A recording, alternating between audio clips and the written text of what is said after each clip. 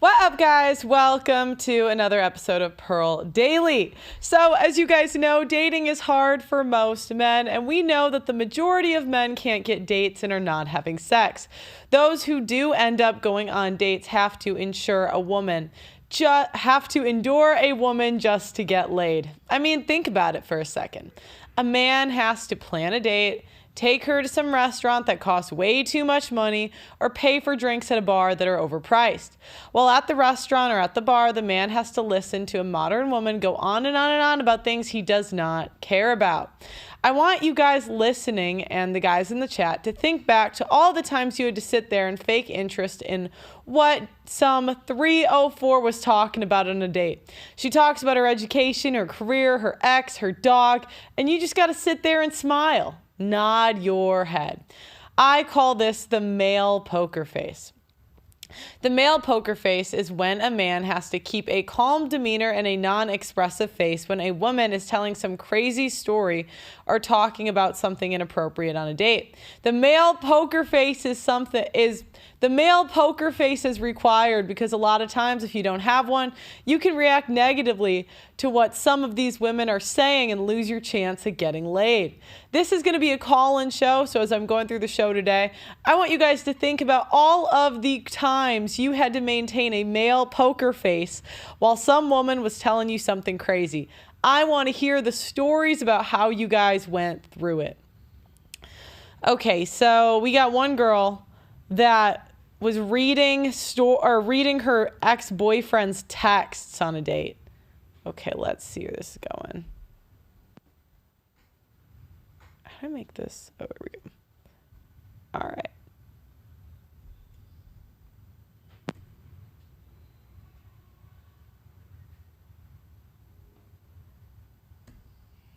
Oh no, is the internet not working?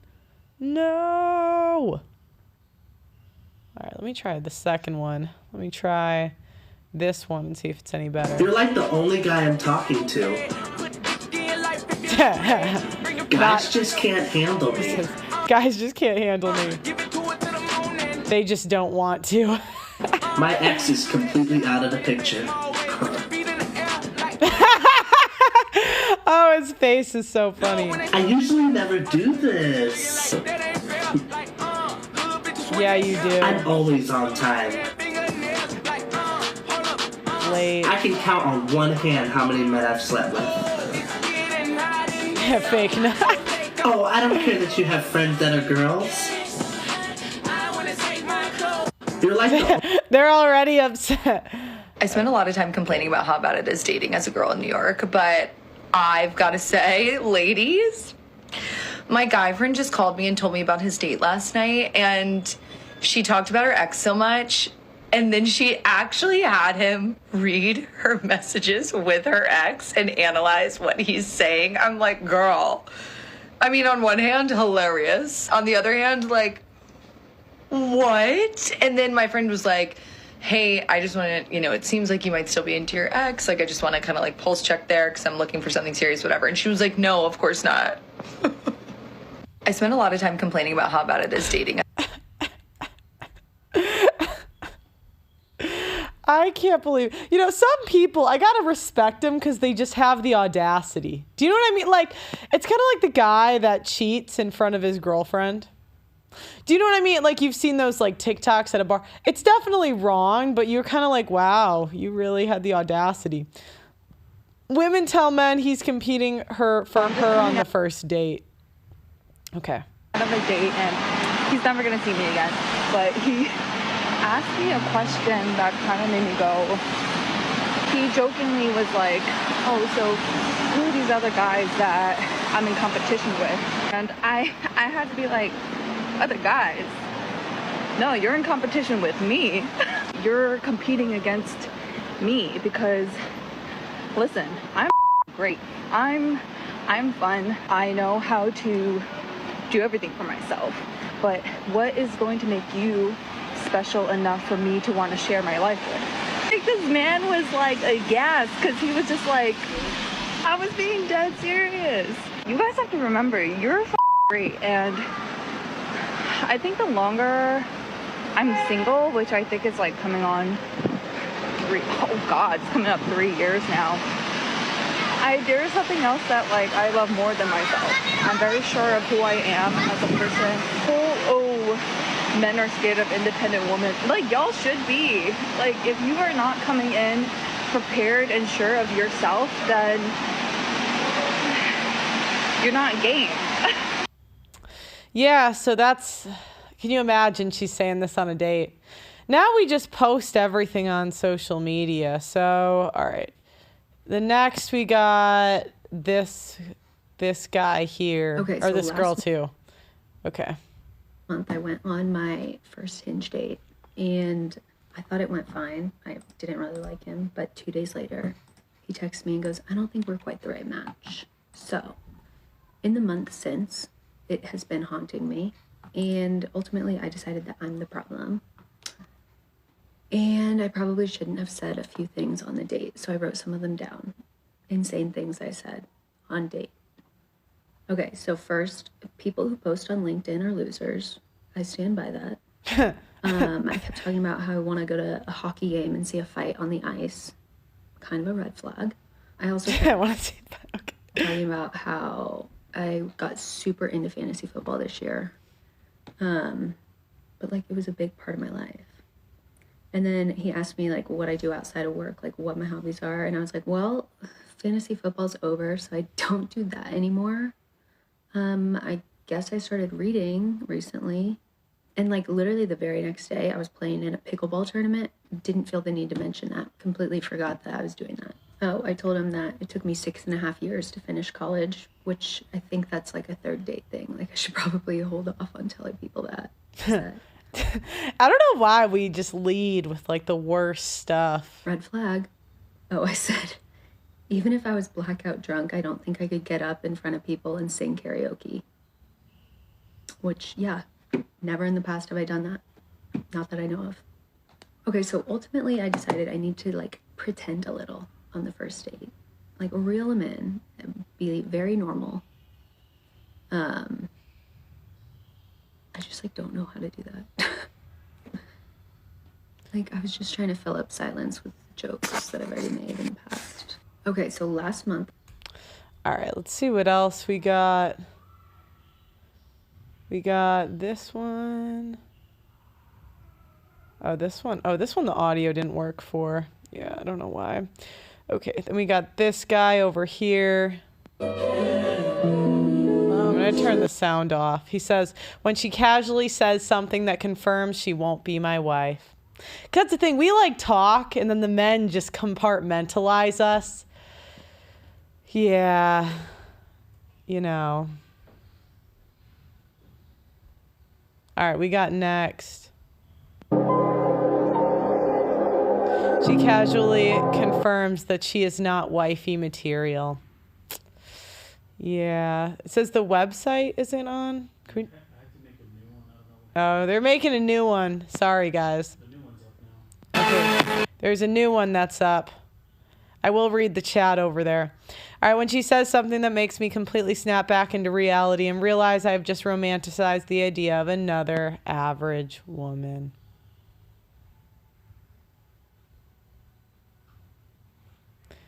Okay, wait, here we got it. Over heels in love with a girl, and then she says something that just proves that she can never be yours.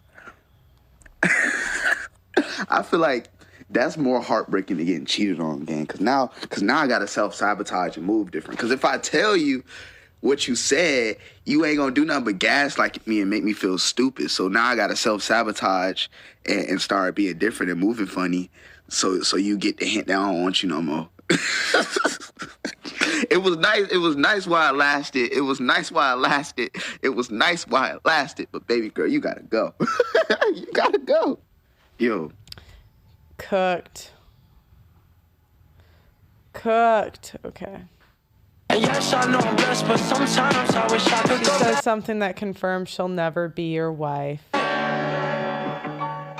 the way it used to be, just so I feel what I remember. Dang. If she's constantly telling you about random guys hitting on her and you're the kind of guy that gets crazy jealous and overreacts, I'm gonna be honest.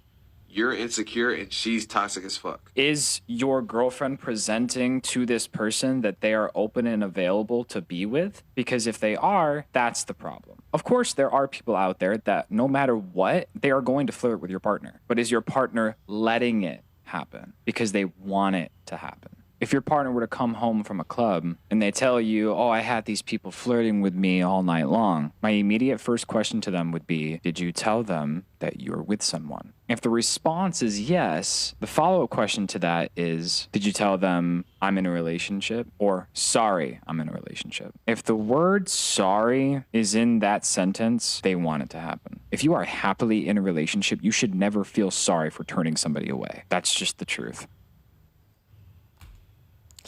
Yeah, we're cooked. So we have a call-in show today. And I'm going to look on the website. If you guys have any, which, by the way, guys, on the Audacity network, next week we're going to talk about mental models. Doug MPA, our moderator, has some really good mental models for life. Maybe when he comes up, he can give a little sneak peek into next week. But on the website, we have smart, intelligent, often non-famous, but sometimes famous men giving presentations, and we film extra content. This weekend, behind the paywall, we're going to have a special guest teach you how to catch your partner cheating. Doug MPA is doing a presentation next week. You can ask him questions on the mental models, and I have to figure out, next week I have to figure out, so I don't have the schedule yet completely, so I'll keep you guys posted, but there is no show tomorrow night because we are, this guest is coming in town. All right. Is Doug MPA on or no? Not yet. Oh, not yet. Okay. Okay. So some examples of men's poker face. I've heard men say that they need to not shame women when they said they did crazy sexual things. So it's like, you might feel disgust, but you should have a poker face. That way the women will reveal more. So that way after the marriage and kids, you don't find out. It's better to find out before the marriage and kids. Doug MPA, how are you doing? I'm good, Pearl. How are you? I'm good. Tell me, what is the craziest thing you've had to hear when a woman say on a date, in a relationship, etc., that you had to keep on a poker face? Well, let me keep things general first. When you start dating women in their 30s, they are not afraid to tell you how much men suck on the first date. They will go on for 30, 45 minutes about how there's piss in the dating pool, men are trash, and they just expect you to just sit there and just take it. Yeah. So how does it go? Do they start with that, or like where in the 100%. Date do they bring it up? It's to the point where I've started a date, and then I've ordered a drink or two, and then I'll get up, and then I'll pay for my drink, or I'll pay for my part of the bill, and I'll leave her at the table. I've done that multiple times. Yeah. And it's usually women by the time they hit 35. So, I'm in my mid 40s. So, I know you might say, what are you dating women over 35 for? Hey, I don't. Yeah, men like what they like. I'm not here to tell you who you can and can't date. Go ahead. Mine would be, I've sat and listened to a woman talk about her toxic ex, and this man stalked this woman. She had to move to a different part of the DMV, and then she couldn't give out her real phone number. Pretty much her last ex was a psychopath, and she couldn't leave the area because of her job, but she had to stay incognito just in case he found her again. I'm like, holy wait, what? Crap. So you should lie. It's time to lie. It's time to not say anything, actually. She didn't even have to lie. She just didn't have to tell you. Why would you say that? Yeah. And I don't know what, she literally outlined the entire quote unquote toxic relationship with this guy in about 45 minutes. And what did I never saw her again after that. But I like those crime shows like American Greed and Wives with Knives and all those. So I knew I wasn't gonna see her again, but I wanted all the juice. I got wrapped up in the story. I was like, I kind of want to see how this whole thing plays out. So were you entertained at least? Did you have a good night? Yeah, the whole story was crazy. And the sad part about it is she had a law degree. She had an Ivy League undergrad and an Ivy League law degree. And she's messing with this Pookie who was literally terrorizing her. What did he do? Now I want to know. Do you still have her number? Can you call her? No, this was years ago. So what did he do? So he had 2 kids that he never really saw. Okay. He worked a blue collar job and he had a whole lot of time, and women that are lawyers or a lot of professional women, they want guys with a lot of time, right? Mm-hmm. So they moved really fast. He moved in with her and then just started terrorizing. Where are you at? Who are you with? And she's talking about it. And one of the best things about you, Pearls, you always ask questions that kind of make the story fall apart. Because remember, guys, a lot of women tell the female-friendly version of the story. And what is the female-friendly version of the story, Pearl? Was she cheating? The female-friendly version of the story is they're the heroes and the victims in the story at the same time. I thought you meant like there was a detail she was missing. Like if he was asking all that, I'm like, maybe she was cheating? I don't know. Well, so she's telling me about all this quote unquote abuse, but she stayed with him and lived with him for like 2 years. Wow. Yeah. Do you think it was over exaggerated, or do you think she was telling the truth? Well, if she was over exaggerating, I was glad, because I told you I was totally caught up in the story. I wanted to hear the end of it. And did she call you back after, or did she just want a therapist for the night? It was just a therapist for the night. Men are so funny. They're just like, I guess this is my role here. You guys, you guys want a relationship? I guess I'm a relationship guy. You want a therapist? I guess I'm the therapist guy. I think that there was a genuine initial attraction, but she's so wrapped up in that whole thing and that whole story. A lot of people, if you want to listen to their story, they will tell it to you. And I showed eagerness to listen and to hear the whole thing. So she outlined the whole thing. And now you have great content for the show. And the thing about it is modern women, stuff like this, all this emotional abuse and stuff like that happens to the women from the bottom all the way to the top. The poor women, the educated women, the rich women, all of them like toxic men, all of them. Is the Zoom I don't see it in the YouTube chat. Are we sure it's there? Yeah, I don't think it's there. Yeah, it hasn't been posted in the YouTube chat yet. I want to take this time to thank everyone that's been in the Audacity chat. We see a lot of new members. Omni Man, Rocky Lemon, Dustin, our resident Chad is in the Audacity chat. So thank you, everyone, all the new people in the Audacity chat with Pearl, and I really appreciate it. We do. We do. Thank you guys so much for signing up. We really couldn't do it without you. You guys really got me through the demonetization. And now we're monetized again. So. And then I'll take this time to thank all the regulars in the YouTube chat. Thank you guys for being in the YouTube chat. Pearl has the best chat on YouTube. So thank you for showing up night after night. We had over 1,000 people last night. And, the more people, the better. So make sure to share the videos, like the videos. The more people over here, the better. We really appreciate it.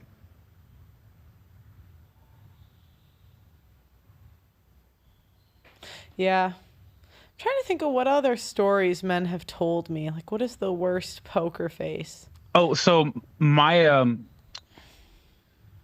have a brother. He's AJ's Rants and Reactions. And he went out. This is a while ago. He went out with this girl, and the first couple of dates went really, really well. But then, she wanted him to meet up with her friends, and she was completely different with her friends. No. Like he was the one guy there, and she was literally talking down to him in front of all of her friends, literally poking at him, jabbing at him, What did he calling him do? names and stuff. What did he do? That was the first time anyone I knew paid for their drink and their food and just left. What did she say to him that made him like? What was the final straw, and how did she react? Well, it was just the constant small jabs of misandry that women expect men to just put up with. Oh, so if you keep talking like that, you're not going to get any tonight, or you honestly think that you can do this, just all those little misandrous jabs. She could not have been hot enough for that. Like, yeah, because he left. Yeah. Guys, don't be afraid. When in situations like that, you don't owe women an explanation. You don't owe women closure. You just leave. Just go.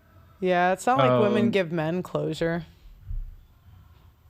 There are some people in the waiting room. I think I saw someone. Oh, do you? Okay.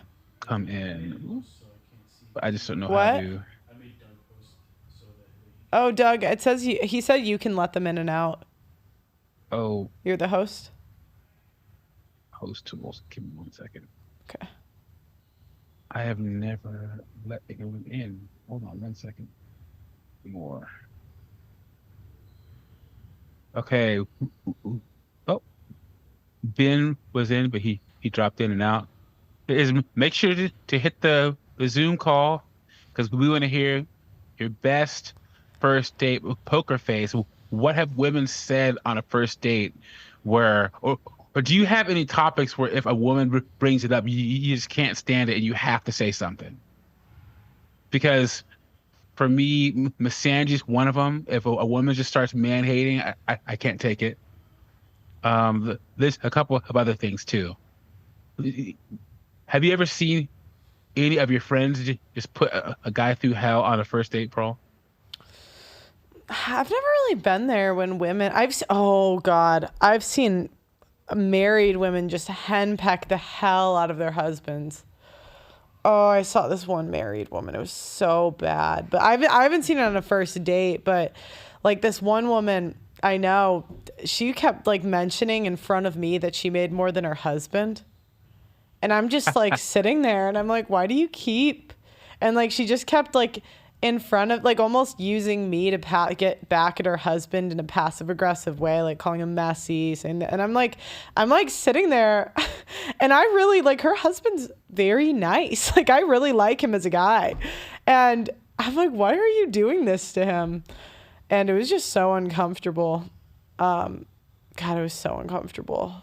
And I was just like, and I'm just sitting there because I'm in her house, you know? So I'm like, and she said something to me after, and I'm like, do you really want my opinion? And then she just got quiet. Like she asked, she's like, because then she was trying to pretend that he was the one doing something. And I looked at her and I'm like, do you really want my opinion on this? And then, yeah, then she shut up, so. I'll never understand the pathology behind women humiliating their husbands. Their husband is supposed to be their number one ally and number one cheerleader, and they treat that person like absolute garbage. I don't understand how that happened or why women think that that's okay. I think women just don't like men that much. And so like when women, it's like they like the idea of a husband, but they don't like the reality of it. And so when they have to like deal with the day-to-day annoyances that the genders have with each other, right? Because there's things that annoy you guys about us and there's stuff that about you guys that annoys us. We just can't like deal with it. Like our, you know, the stress or like we just like, we just don't do a good job with like discomfort, I guess. And so then we just start complaining. It's also okay for wives to just say horrible things. I told you, Michelle Obama literally said that she hated Barack Obama for the first 10 years of their marriage. And also, there's an article I saw the other day that said, after you have your first child, you will hate your husband. You will hate your husband. That's And of so... course, the comments, yeah, I understand. Yeah. It's like, why is this okay?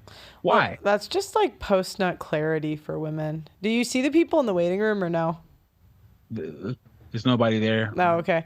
Guys, I know you guys have poker face stories of crazy things women have said to you, and you had to keep a straight face.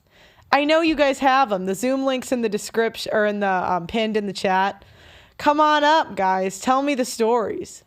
I know you got them. Mm-hmm. And then another thing that gets me in trouble is I don't really like small talk. So, I don't like talking about pop culture. Mm-hmm. So I'll try to have a serious conversation with some woman, and it could go south, especially with what I'm interested in. You kind of do the feelers with some slight red pill topics. I'll bring up like Kevin Samuels. And a lot of women like, oh my, if they've heard of him, oh my God, you listen to that guy? I'm like, yeah. The last single mother I dated was a flight attendant. You dated a single mother? This is Sorry, go on. Yeah, like 4 years ago. Okay. She was a flight attendant, absolutely beautiful. But I brought up Kevin Samuels, and I told her, I was like, I don't know what it would look like, me and you and your two kids. And she's like, so I told her I listened to Kevin Samuels, and she's like, I think that guy is trying to brainwash you away from liking me because I'm a single mother. I'm like, see you later. You just told me everything that I needed to know. We're gonna let Dr. Tran in. Oh, okay. Pearl Reed on the website. Sorry. Dr. Tran. Let's see. Make sure you mute the audio. Did I miss it? I don't see the Pearl Reed on the website. Dr. Tran, are you there? Maybe let me refresh the chat. I am here. I cannot believe you guys accepted me. I was... Oh I my know, God. we were just waiting. So tell us your poker face story. Oh my God.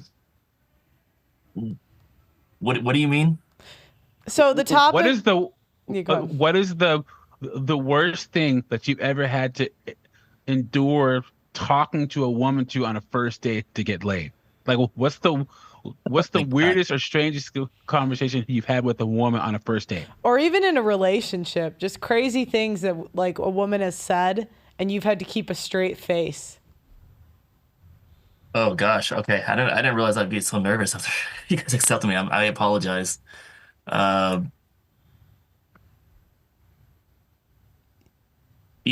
don't have one. I'm sorry. I clicked on your link because I didn't expect you guys to accept me. I want to get out of here so I don't ruin your show. I'm sorry. That's all right. I mean, Do you have anything in general that you wanted to ask Pearl?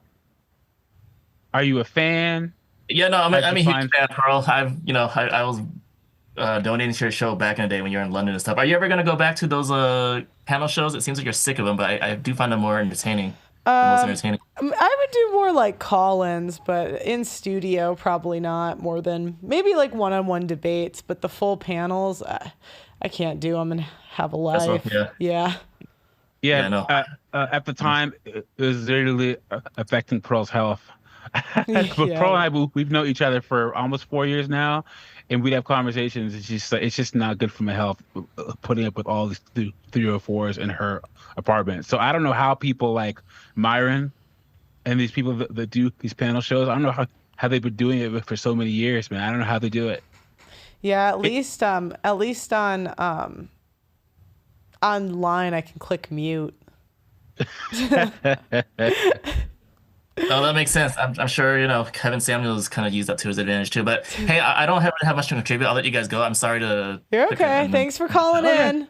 All right. Yeah. See you guys. I found the Pearl Reed. I think the website was just slow for me. Women disrespect their husbands when they feel they had to settle on him and didn't get the man they wanted. It's resentment. Yeah. So we're going to bring in Dustin. Always a good time with Dustin. I told him to call it on this one. I'm expecting fireworks on this one. Yeah, Dustin, what do you got? Yeah, so like poker face stories, anytime a girl starts off talking about how she likes to travel, guys are intimidated by me or I'm not like other girls. I'm just like, I wish I could hit fast forward through that conversation. Is there ever anything a girl has said that you couldn't keep the poker face? Arneson asks on the website. Like whenever women, sorry, I'm at work.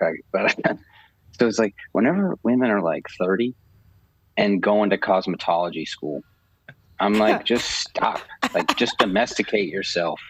Quit that. Save some money. Get your ass in the gym and learn how to cook, dude. I was like, do not go to cosmetology school at 30. That's funny. I can second that for a massage therapy school. Oh, yeah. Bro, come on. Like, hey, man, I only want one kind of massage, and you don't need much learning about that one. And are there any things? So, what's the worst conversation that you've had with a woman on a date, and you sat through it, and it was worth it because you ended up getting laid later? Okay, that's funny. Okay. Oh, so I picked a lady up, and she was a good looking woman. And on the car ride to dinner, she was telling me how 2 months ago she met some guy online, and she thought that he got her pregnant. So she was telling me the whole conversation, like how she was trying to hit him up and say, I think I'm pregnant and all this stuff. And this homie ghosted her. And I mean, I didn't, dude, it was a good night, but that was a really rough one, like to even think about sleeping with her after that. But yeah, that was maybe not the best decision I ever made. Dustin talks about his bad decisions on the show, and he owns it. That's one of the best parts about Dustin. No. Well, thank you. It's I like to be humble. Whenever a girl says I needed to travel to find myself, you should I always like to ask them, have you been there before? Because they'll be like, no. I say, well, whenever I lose something, I always go somewhere I've been. Because that's usually where it's at. So when do you ever have to go somewhere you've never been to find something you always had? You know, it's really illogical. When a woman says that she's going somewhere to find herself, she's wherever she's going, she's getting her back blown out. Dude, it's brutally true. In fact, one of Pearl's reactions, she reacted to that woman who went to Europe, and didn't she catch like 22 bodies in like 10 days? Oh, brutal. Oh, yeah. She was in the airport, and she was like, "Oh, I think I might get one more on the way home." That one was nuts. Actually, do you even think that women know what they want when they travel? Because like I flew a girl to New York City once when I was living on the East Coast. And I bought her she was supposed to stay with me for a week, and I bought her a plane ticket home 4 days early because she made me so mad. I took her to New York City, and I had planned like Madame Tussauds, Planet Hollywood, and a couple other activities. And then afterwards, I was like, is there anything you want to do while we're here? And she just was like, I don't know. And I was like, I just flew you here, and you didn't think of a single thing you wanted to do while you are in the city with me.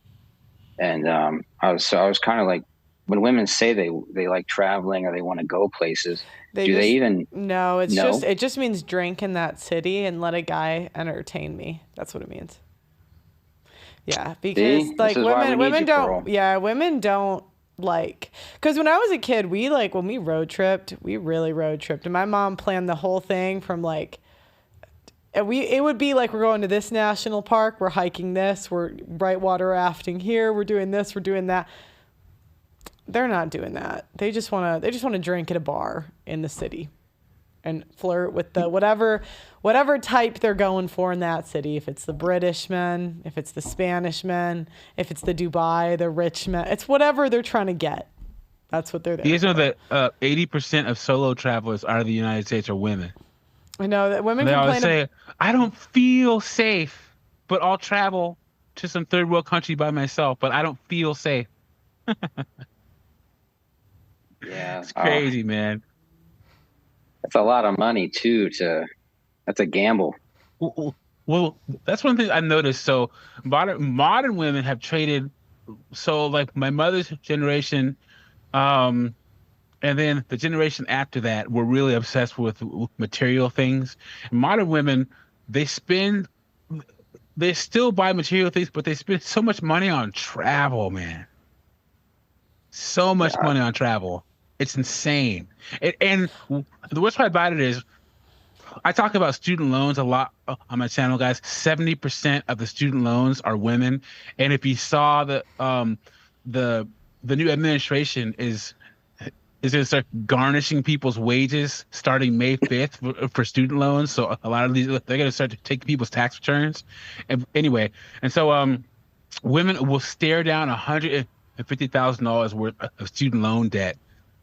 They'll just forget all about it and try to live their best lives, traveling, trying to buy a house. Well, not after May 5th, they won't. Yeah, I do. I remember when I was in college, all the girls would be like, "Oh, I took out student loans to like go shopping and like travel here, travel there." I don't know what the obsession is with traveling, because if you want an easy life, you would be like, traveling is probably the last thing you want to do. You want to make sure like when you're home, you're comfortable, and then you're like, "Oh, maybe I'll go abroad."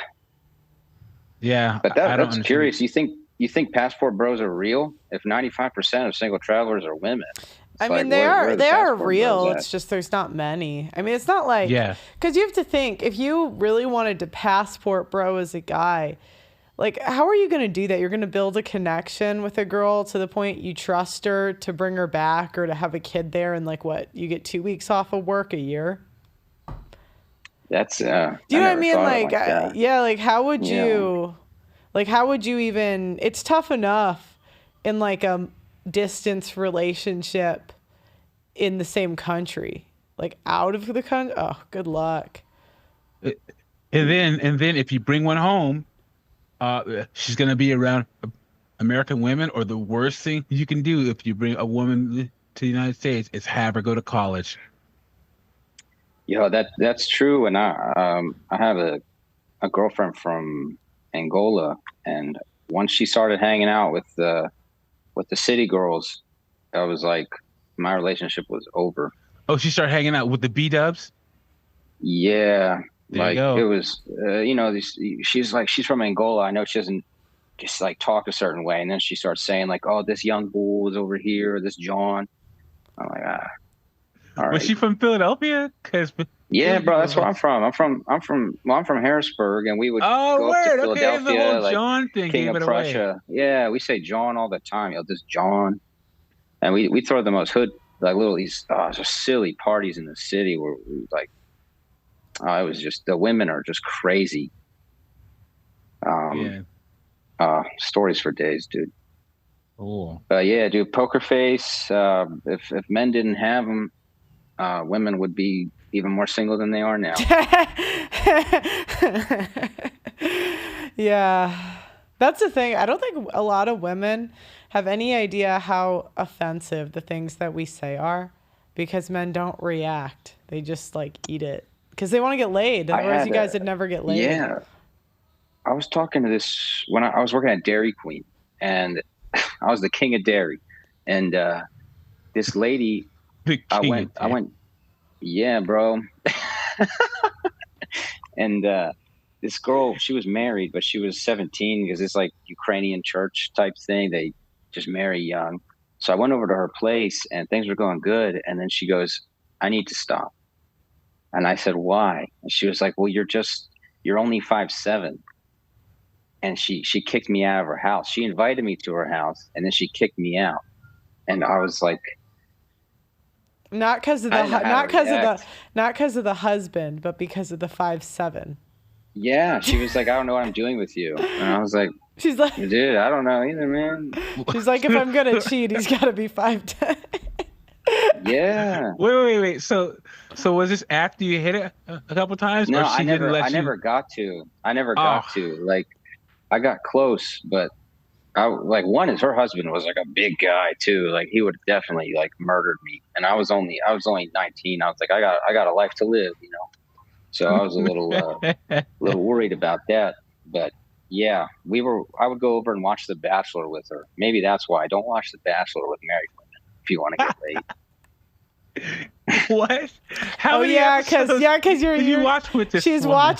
watching those like 6'5" Chads on The Bachelor. Yeah. What was I thinking? And then she's like, I had no she's like, chance. what am I could. Then she thinks she could get the guys on TV cooked. She Maybe. probably kicked me out so she could use her vibrator. Yeah. You want to talk about a poker face? We'll be sitting through The Bachelor with a woman. How did you make it through a whole episode? God. Dude, she would cook some bomb food, man. It was like these little Russian cakes. Ugh. It's so funny.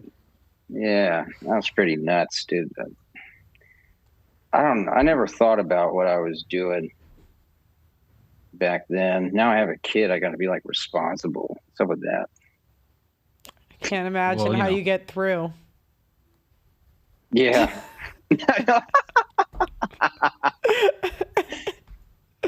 Pearl. But I hope someone has a crush on you, in. and someone has a crush on you in the chat. Antonia, she thinks you're perfect. Then come on, shoot your shot, Antonia. No, Antonia, click I'm the link. 5'7", man. I'm 5'7". Antonia, call in. No yeah, big deal. Antonia, call in. Call in Antonia, and shoot your shot. I did read some of her comments. I'm assuming it's a girl. It is. She was like, my Judea king. I said, goodness. Pearl, quiet. Goodness gracious. Antonia, I mean, don't pussy out. Get in here. Shoot your shot. These streets are lonely. Get up. I know. Yeah. You're always gonna wonder what if you don't try to shoot your shot. Antonia, are you fat? Just say it. Hey, I was in a Latino fraternity back in college, and I tell you, women from the homeland, they were never too skinny. Mm-hmm. So the only way to work as a passport bro is to work remotely or have some passive income and then stay in another country to raise your kids with her. Yeah, I mean, like, I just don't think it's a feasible option for, like, most men. You know? A good question. Oh, wait, I read that already. Like, because most guys just don't work from their laptop. I'd like to do. How many girls even respect that? Antonia got offended by the question. She said, bye. Well, I know the answer now. Adios. I am Croatian, bro. Well, you're one flight away. Hop on a plane. Women love being flown out. It's your turn. He's flown out girls before, right? Yeah, but I mean, it's never again. How that hot? One. What if she was a 9 though? Would you do it? Would you fly her out? Oh, it's tough because it's like you know, sex always has the same ending. Like if something crazy would happen, where that, you know, it just always ends the same. So it's not really worth it. You know, it's like the juice is never worth the squeeze. If you're just doing like a one night stand, why would I pay $900 for that? I was like, I'd rather I'd even shag a fat chick before I go spend $900 to get laid one time. Yeah. Yeah. I can say he can come here. Well, now you're cooked. Oh. He's not coming. He's got a kid. Yeah, I mean, unless it's like a 3-day thing, but I'm not. Croatia, where is that even? Oh, he's thinking about it. Well, okay, call in, Antonia. Hey, it's a real quick thought.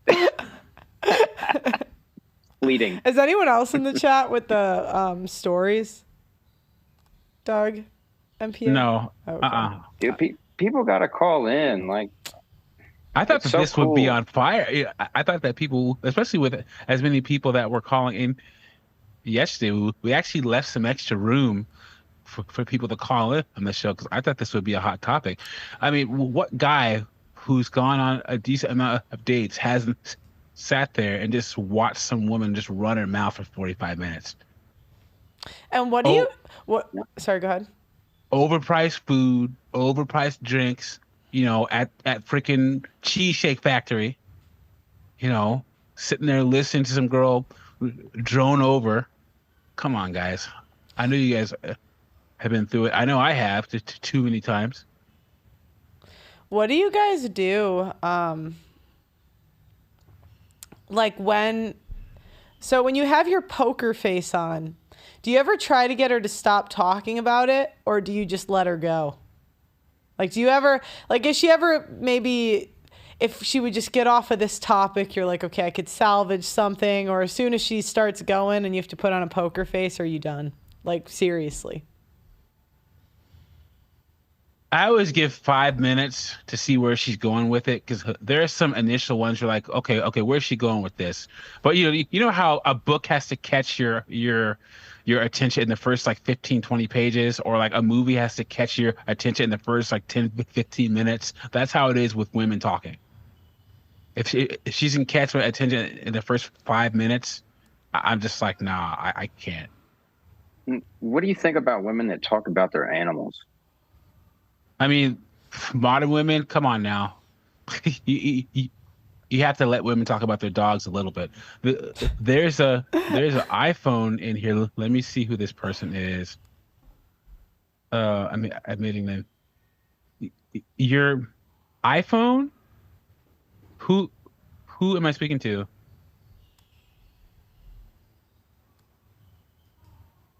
Hello? Yeah, well, I guess. Yeah, I hope this. I want to hear this guy's story. Hopefully, you think is he going to connect? We'll see. iPhone, are you there? Still connecting. Are there any green flag topics on a first date where you're like, yes? Yeah. I mean, if they talk about, if they're a fan of certain sports, but they haven't. If they're a fan of certain sports but didn't play sports a lot, but they're just like a fan, that's good. If they could talk about that they're a fan of guy, if they could talk about that they're a fan of things that guys are a fan of, that's a green flag. If they talk about where they want to go but they haven't been a lot of places, that's a green flag. The girl I've been seeing always tells me, she would tell me how she cooks so much, but she was telling me about her dog this morning. So, and I was like, I just don't know why. Like, why would a single woman in her 30s go buy a dog go rescue a dog? You know, like, I'm gonna go. I have problems, so I'm gonna go get a dog that has problems. She's lonely. I just don't understand. You know? Yeah. Remember, women have this nurturing spirit, and they'll fill it with a dog. Women used to have kids back in the day, but they'll fill it with a dog. And the worst part about it is, Kevin Samuel said this: if you're a single woman and you have a dog, you might as well have a kid. A dog is a family pet. So I have and a they're question. Super expensive. Is it a red or a green flag if a woman fosters kids? Like, out of the kindness of her heart? Red flag. Why? Wouldn't that be a really kind thing to do? I mean, no, because she's going to expect you, if you get serious with her, to take care of a kid that's not even yours. Yeah, okay, fair. But don't they, like, leave after a while? Like, the foster kids? If you adopt a child or foster a child, okay, they're your responsibility. Oh. I thought foster was like where they're. I thought foster was like they're there. Like, I thought it was like when they have the adoption paperwork. Like, they get the baby for like a month until the real family gets it.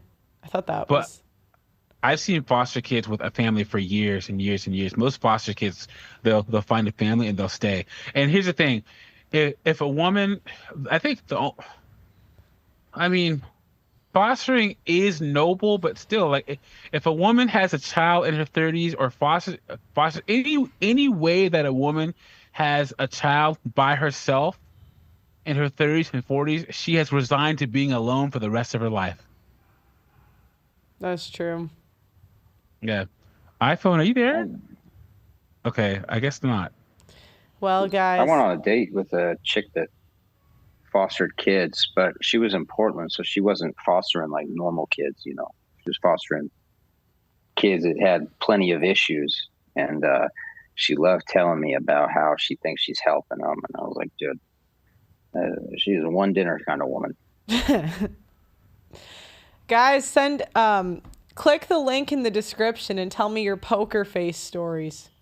So this is stories for the people that just tuned in. These are stories where women have said crazy stuff and you've had to keep a poker face.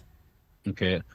I'm going to get rid of iPhone here since they're not talking. So I guess I'll give people a preview of my my thought process series here. So my mental models. So if you guys don't know, you know, I'm Doug MPA. I have the MPA comes from, I have a bachelor's and a master's degree in policy. I have my own channel, and I've been supporting Pearl since the very beginning. I became a mod on her channel right around when she had about 15,000 subs. And we've talked a lot outside of YouTube the last couple of years. And, you know, I was able to share a couple of my thought processes and mental models with her, and she convinced me to share some. So one of them is, and I've said this on multiple sheets before, I'll say it here, guys. Every so often, you got to put a T-chart on a piece of paper, and you got to put my problem and not my problem. Put my problem on one side and not my problem on the other side, and take all the issues in your life and put what is your problem and what's not your problem. Because people, especially modern women, want to make their problems your problem, guys. Don't deal with problems that are not your problem. And here's the thing, a lot of guys, we are benevolent and we're givers. Men accumulate resources and money for the sake of others.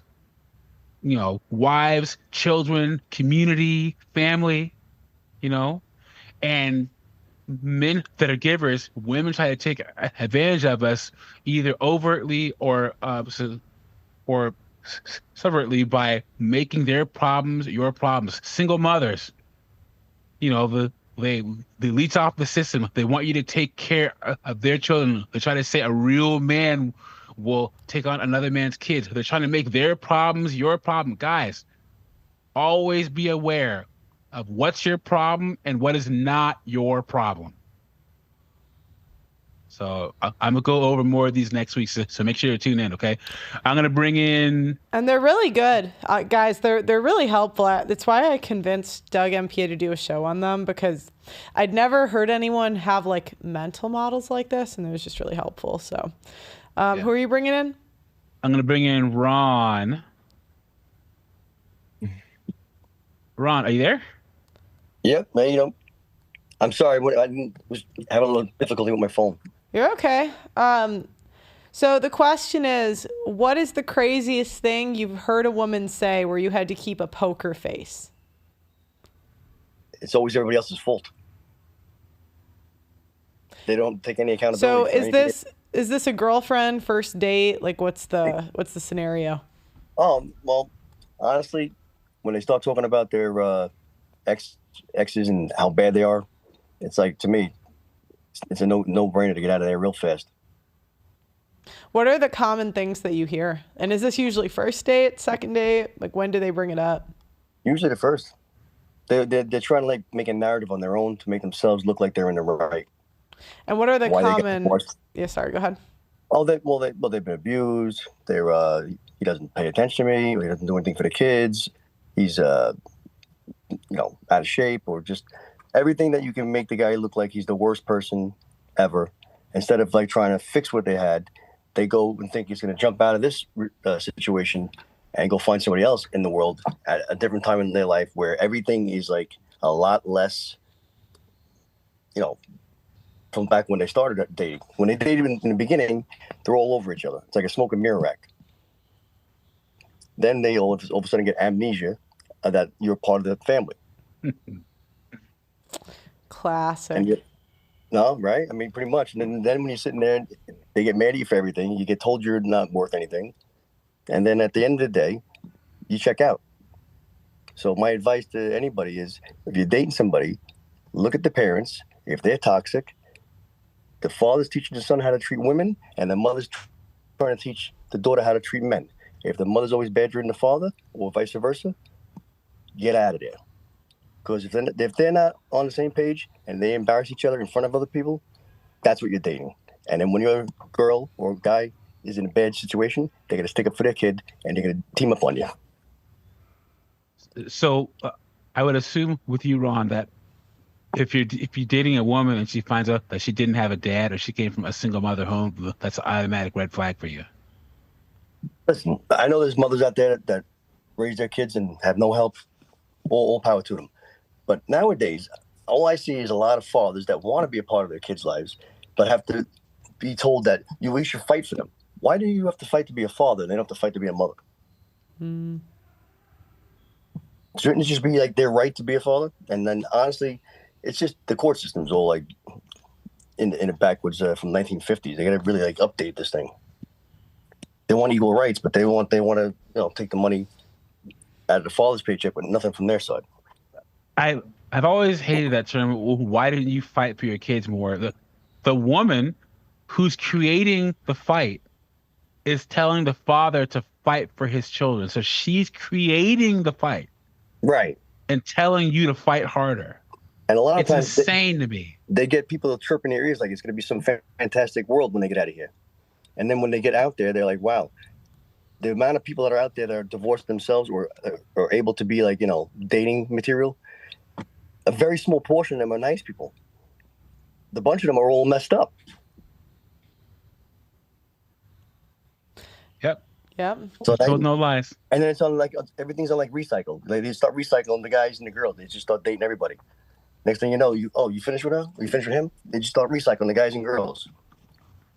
Yeah. Someone says, "Come on, Pearl, you have to put the live link." It's in the chat, guys. It's pinned. And now they all look like Muppets. Oh, with the like surgery. They put their lips so much with the injection, they touch their nose. They get their butts with all that stuff they do there. You could like put a beer can on it, and then their stomach's touching their back from Ozempic. I know, we're so cooked. Once they have a generic Ozempic on the market, it's done. I know. It's done. And the poor people that have diabetes can't get it. No, honestly, I think it'll be great. I'd love to see less fat women. Oh yeah, that would be good. I'm on the page with you there. Yeah, I mean, like, sure, it might. I mean, it might give them side effects, but so does being obese. So I might as well have something nice to look at. Well, the side effect is, you might have a guy look at you still. Yeah, that's what I mean. I'm like, I don't know if I think it's a bad thing. No, I know. Well, I'm always wondering. Oh, I'm sorry. Go ahead. No, you go. Go ahead. I'm always wondering because nothing's free, right? So you have people losing weight without doing work, but there's going to be some kind of cost. Nothing is free. There's no miracle drug. So the odds are there's going to be some kind of long-term damage. Right. Or you have a bunch of undisciplined people, skinny. I don't. Or they overdo it. They don't know when to stop. The check is going to come due. We just don't know how it's going to come due. No, it is, but it's going to come due like anyways. So I might as well get to see them thin until the side effects. What? You're a pisser with that. But to get the people from being fat to like being a skeleton, like almost Jeff Dunham's puppet. I mean, I'd rather I'm just thinking about me here, not really them. So it's like if they're already big and like the other day I was on an airplane and this woman was spilling over. I kind of wish she took some Ozempic, Oh yeah, and they charge you more for your 2 pounds over on the luggage. Yeah, I know, and I'm like, this woman's 50 pounds over on the scale, but they don't put that in. So, I'm like, now I'm sure they'll have side effects later. I personally wouldn't take it, but You know what it is? Some people that aren't disciplined enough to do the diets and follow them, they can use that and it'll help them get there. But they're taking this stuff the wrong way it's prescribed. If the doctor's telling you to take this amount, so many people are like, oh, I'll take a little more, I'll go faster. Like, that's what they think in their head. So they're overdosing themselves, and that's where I think the problems are coming from. Can you overdose on Ozempic? Yeah, because they're supposed to do microdosing, and the doctors are only telling them to do it once a week. So they should really be splitting up this dosage in half. So if they tell you to take 20 millimeters, you should be taking 10 in the beginning of the week and 10 at the end of the week. This way, it's not a spike in your system. It just keeps you plateaued. Okay. Oh, I didn't know that. You taught Pearl and I something. Well, you know what? It doesn't make sense. Like if the guys go on testosterone replacement and they go see the doctor every 2 weeks after they get their blood work done, they're doing it legitimately. They get a testosterone shot at the doctor's office. They spike up, and the testosterone that the doctors are giving them lasts 14 days in your system. So now by the time you get back in 2 weeks, you're crashing. So instead of saying split it in half, take it half on 1 week, half on the next week, and keep you level, that you're up and down, you're up and down. Okay. I didn't know that. Doesn't that make a little sense? Yeah, makes sense. But, well, we're going to, we have a couple of other callers. So Oh, we do? Woohoo. Mm-hmm. All right. Thanks for calling, Ron. I had fun with you guys. It was great show, Pearl. Yeah. Good luck Thanks with for everything. calling Bye-bye. in. Call anytime. Thank you. I'm going to let in. I'm going to put, guys, I'm putting my big water bottle in the shot. I know it's ugly. I'm doing it. You can bounce me out. Okay. Okay, let me do that.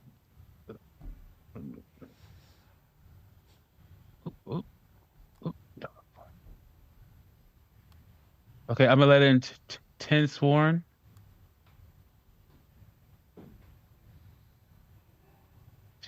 I'm doing it. You can bounce me out.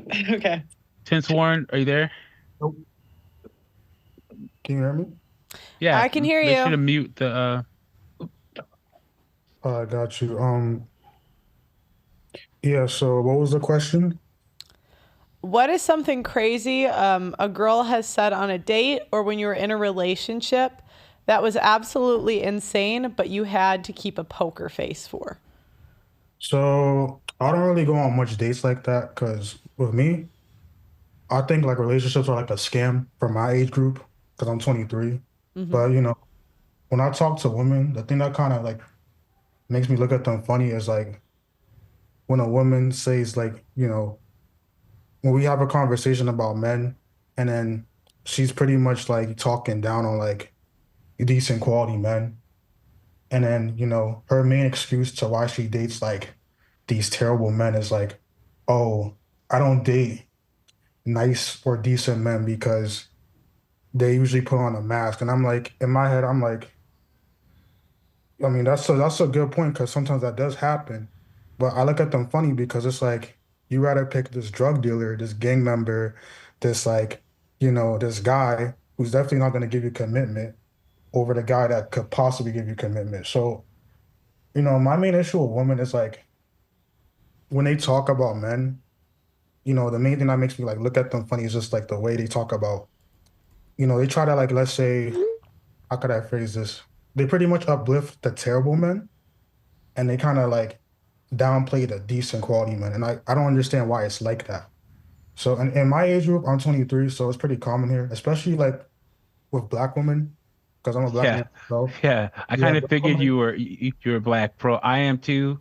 Yeah. And yo, man, like I feel bad for you young for you YNs, man. You guys got it's only gotten worse. I thought that my generation was bad, but you guys got it bad, bro. Yeah, man. And like the last girl I was messing with, right? I try to like, you know, do something with her, but she wanted this one guy, and then she didn't want like me because she said I wasn't toxic enough or like good enough. And I'm like, and this girl too, she wasn't like if you were to like talk to her, she doesn't come off as like the type of black woman to like be involved in that. But like it's like even the normal type of black women, like they're into that stuff too. And it's like, you know, I try not to put all black women in a group, but you know, I do. That's the main thing I kind of see. Dog, PA. I honestly don't blame you because I've been to like that point where I might have to because that's the main thing I've seen in this culture. Like we kind of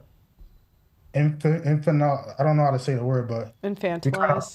we kind of uplift the terrible men, and then when the main trend when you hit 30 years old, it's time to go to the decent man. Like when you get the decent man, like you don't even treat them the way they want to be treated. Like they have to wait for sex while this guy who's like I was talking about, a drug dealer, goes, gets the sex off the rip.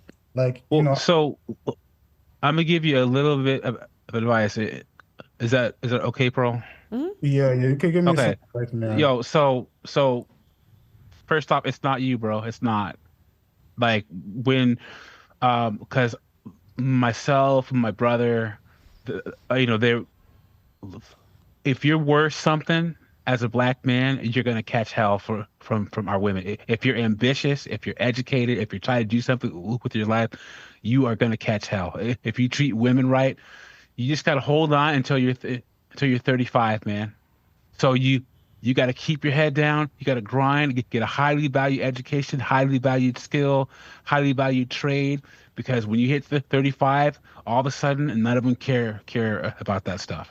Yeah, and I agree because I'm about to graduate in like a month from now from college, and I'm graduating with like like computer science degree, There you go, man. There you and I'm go. starting my own business too. So I'm pretty much in a good direction. So I'm just trying to really What see. state are you in? I'm in New York City. That's like I was Yo, the worst move, place. Yeah, move out of New York City. I recommend Seattle, yeah. Texas. Yo, bro, once you get your degree, move away from New York City. They I don't agree. deserve you there.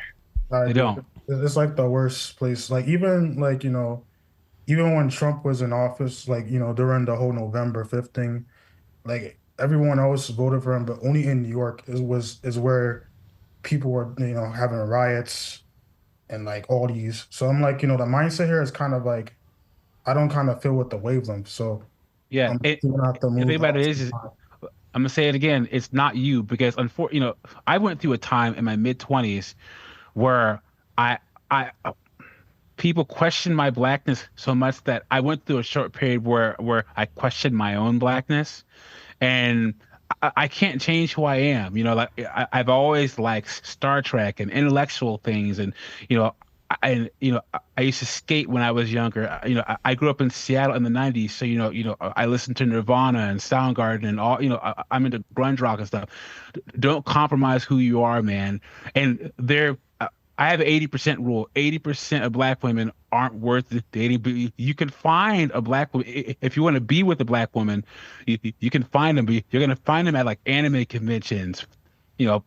Pick up tennis or something like that, where the ratchet ones don't congregate. Because do you want to have a family one day? Of course. Do you want them to be black?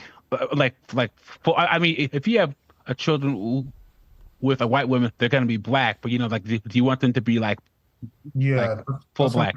that's what I'm kind of aiming for. So your two major responsibilities right now: don't get married to have any kids until you've reached at least the 35, and then find a black woman who has had your similar experience of just not fitting in with black culture. My father's he's very successful, and he told my brother and I and my sister, if you want to be something in the black community, if you want to be ambitious, if you want to leave this whole black nation thing behind, man.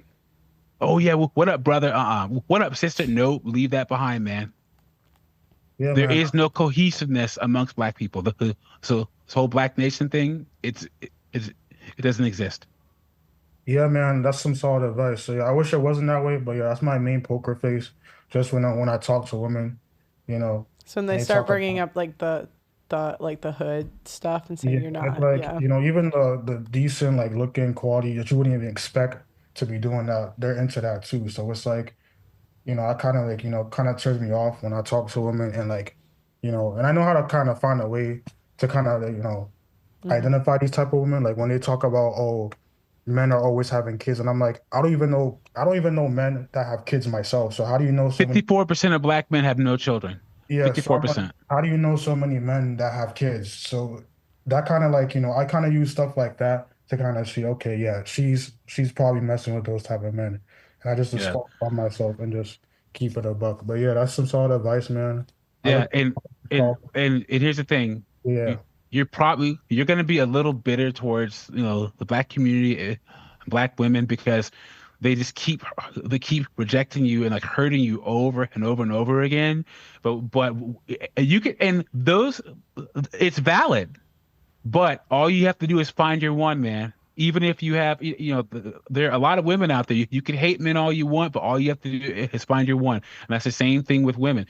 There are modern women out there. They're single mothers. They do all this crazy stuff, but all you have to do is find your one. Despite your views on women, all you have to do is find your one. So make sure just to leave it. If you want to have a family, just make sure to leave room in your heart to find that one. Yeah, that's some solid advice, man. Yeah, man, I'll thank you for that. But yeah, let me let you get on to the next caller. I'll probably be calling tomorrow. But yeah, y'all have a nice day. Yeah. Thanks for calling. Calling anytime. Do you want to let Glenn in? How many people are in the waiting room? There's 2. Cool. Including Glenn. Glenn, what's going on, man? Glenn. I think hold on. Let me remind him. You are on screen. Glenn. Oh, yeah. Hello. Sorry. Glenn. I was listening on the other end. My bad. Glenn, what is the craziest thing a woman said to you that you had to keep a poker face? This could be a first date, relationship, whatever. The craziest thing? Oh man. Okay. So, this requires a story. Okay. And, craziest thing was that I had my dick imprints on the counter. Wait, what? that she found the outline of my dick on the counter, and she wanted to know who the fuck I was fucking. Were you? Was there someone you were?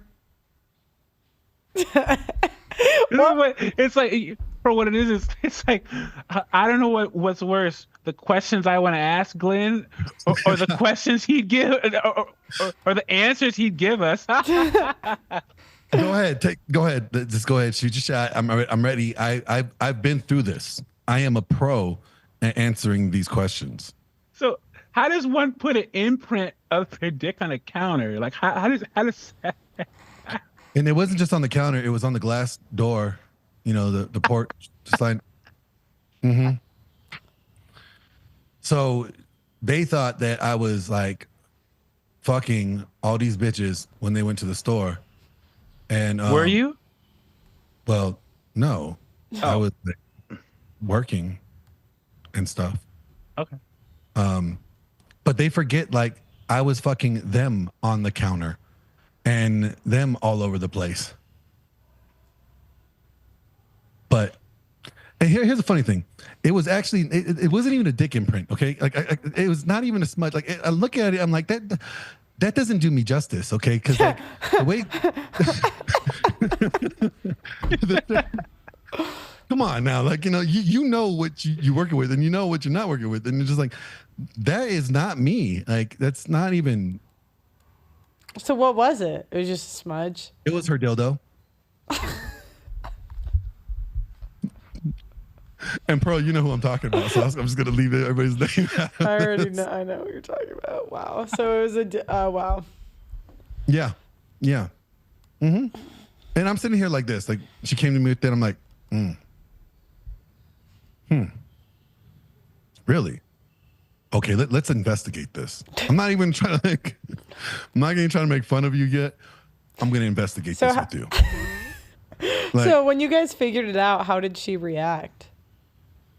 Well, she went in her room, closed the door, and then cried. Classic. And I stayed in the living room like this. Try not to laugh out loud. That was it.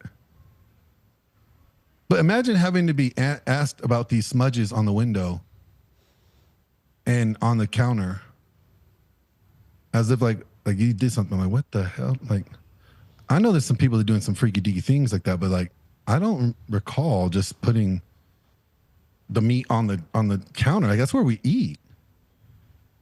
It's the breakfast bar.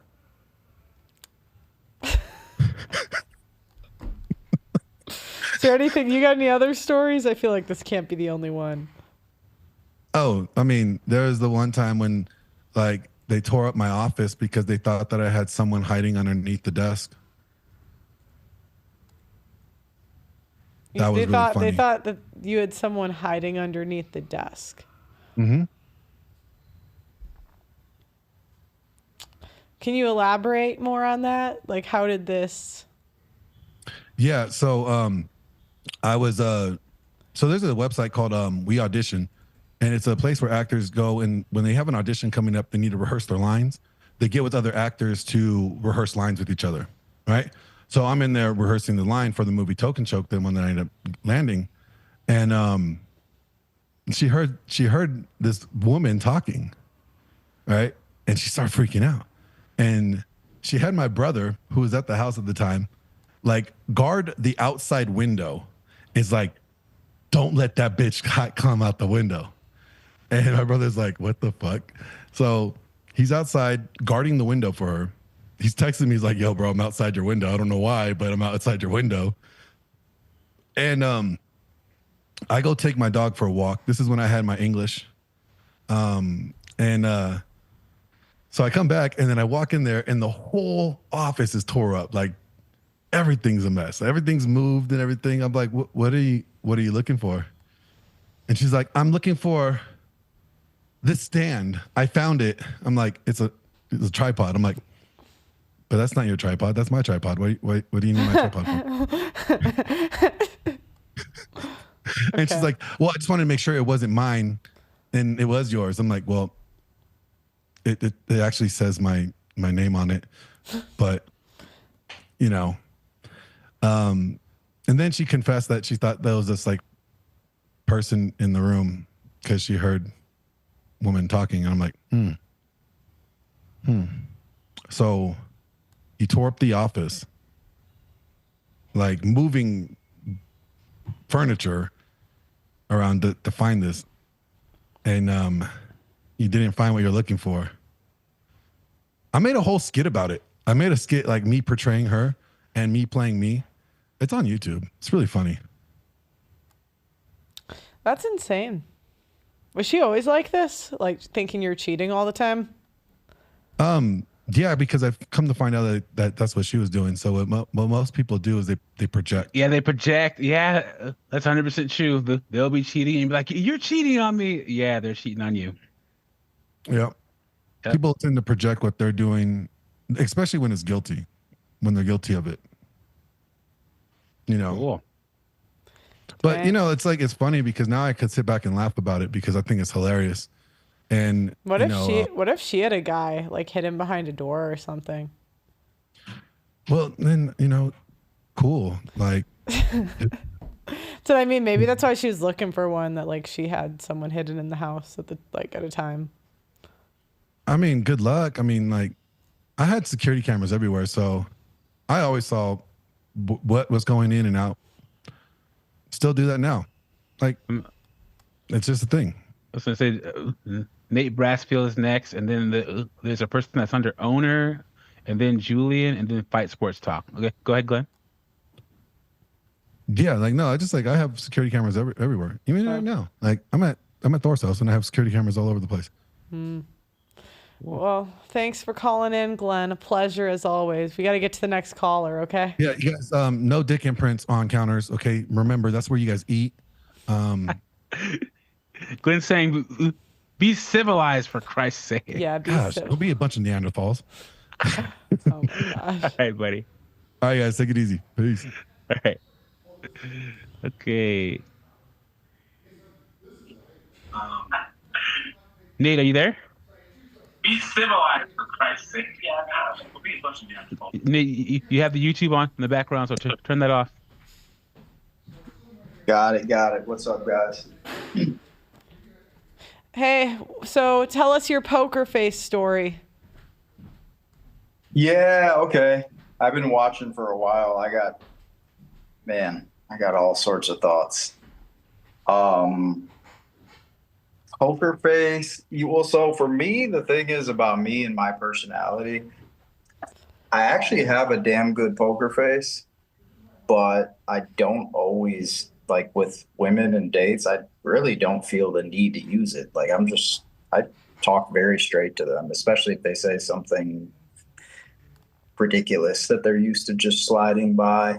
So I don't do that much. I don't just let it slide. I'm like, okay, what was that? Like, what do you mean? Why'd you say that? But I have a couple. I remember when I was young, I was in my 20s, and it was more of like a group thing, but it was still, you know how it is when you're younger, like you're still kind of trying to talk to a girl.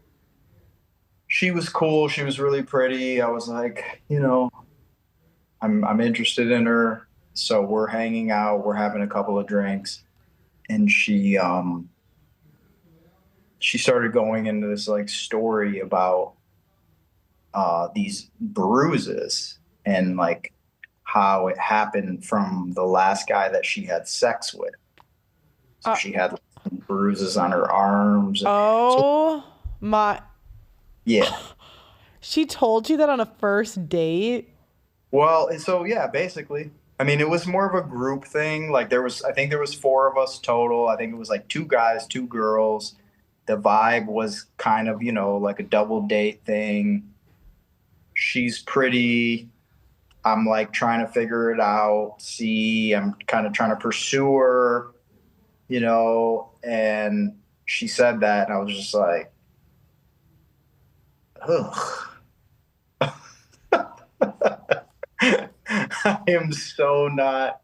I'm done. I am not interested. And I just couldn't believe the audacity. Did you say it to her, or no? Did you just end the date?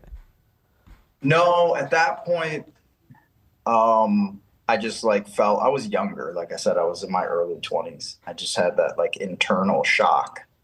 Like you just think like, what is their point? What is their angle? You can't tell. You're like, is this what are you trying to gain here? You trying to show some sort of confidence or dominance, or what are you doing? Or you just are you just really nervous and you don't know what to say or do?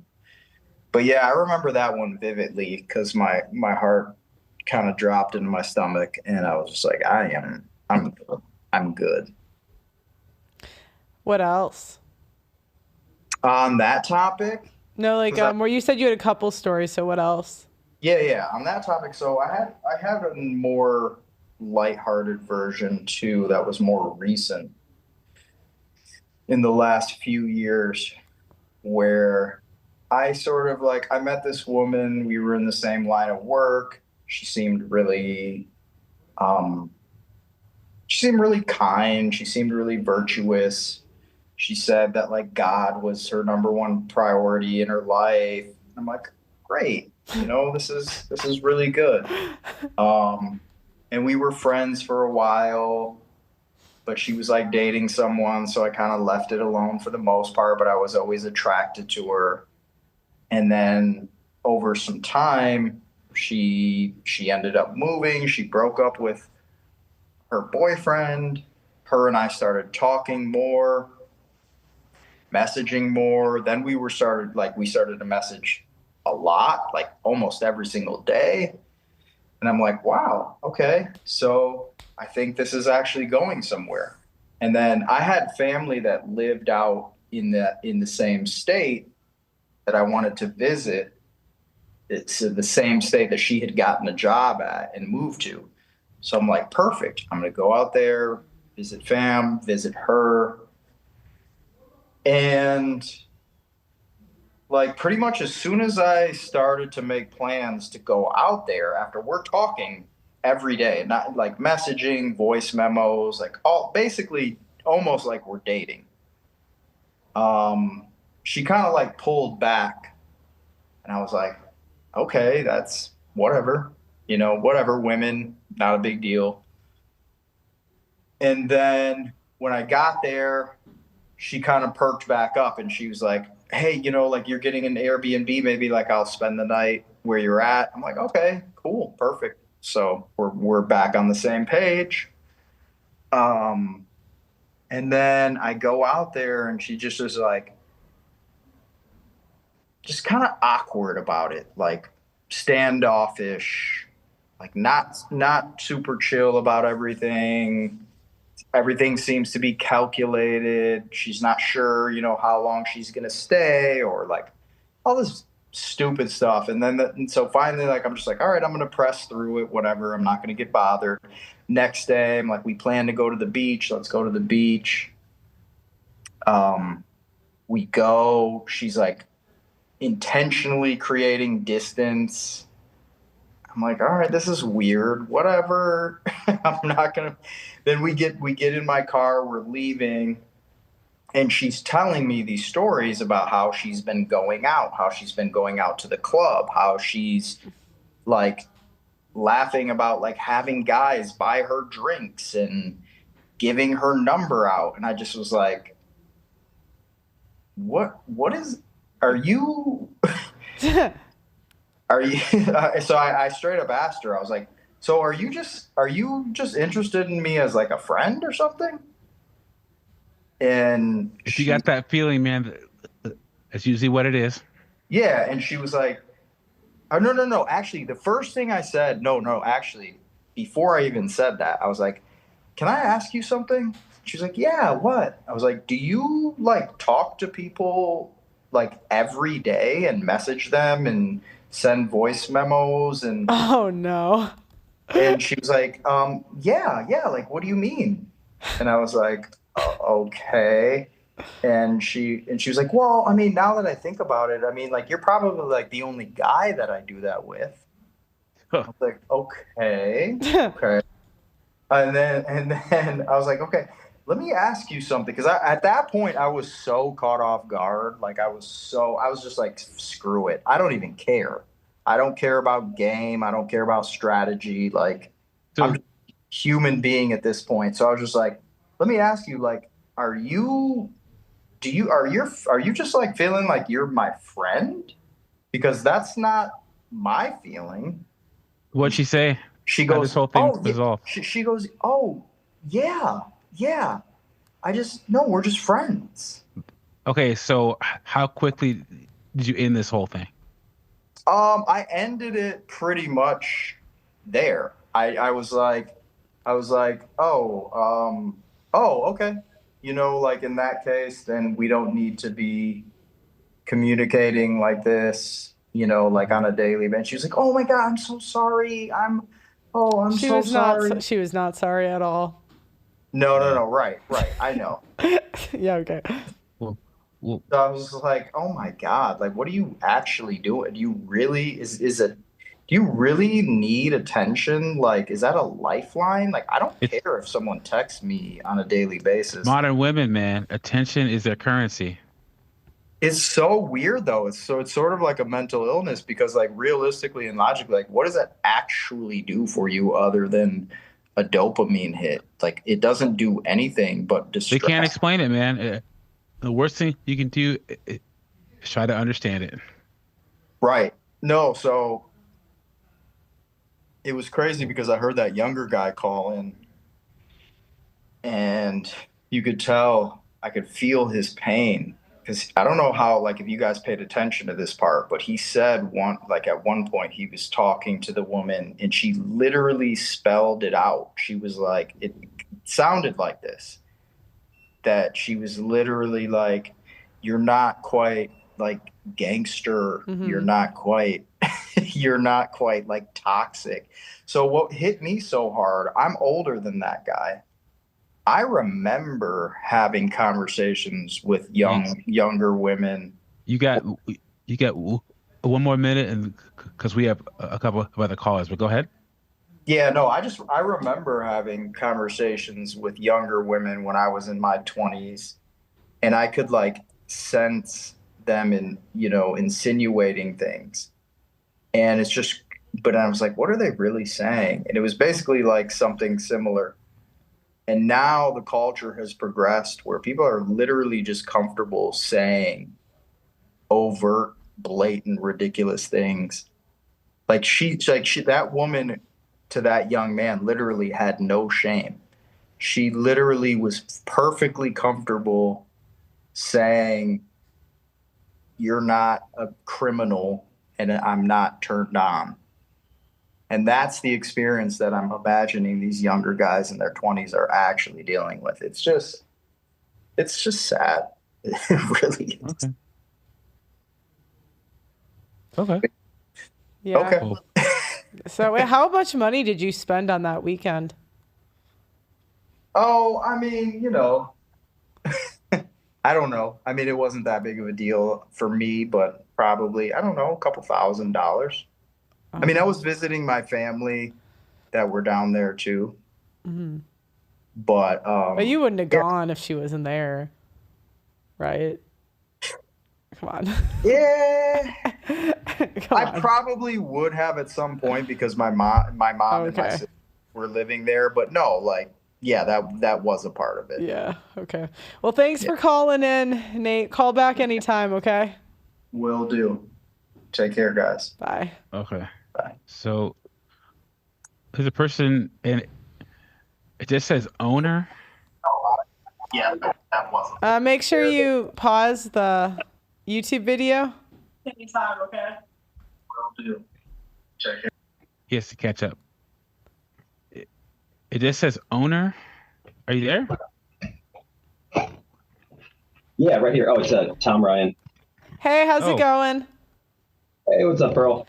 So, what's your poker face story? Oh boy, this one was. I think it was the last time I ever made this mistake. But I hadn't been late in a long time. So I'm with a girl. We're making out, and she starts. I realized later on, I'm like, oh, she seems like the perfect girl. She seems perfect for me. And I realized later on, no, it's just borderline personality disorder. That's all that was. And so she tells me, I think of the guy she finds attractive, who she's attracted to. And one of the first guys that comes out of her mouth is freaking Vladimir Putin.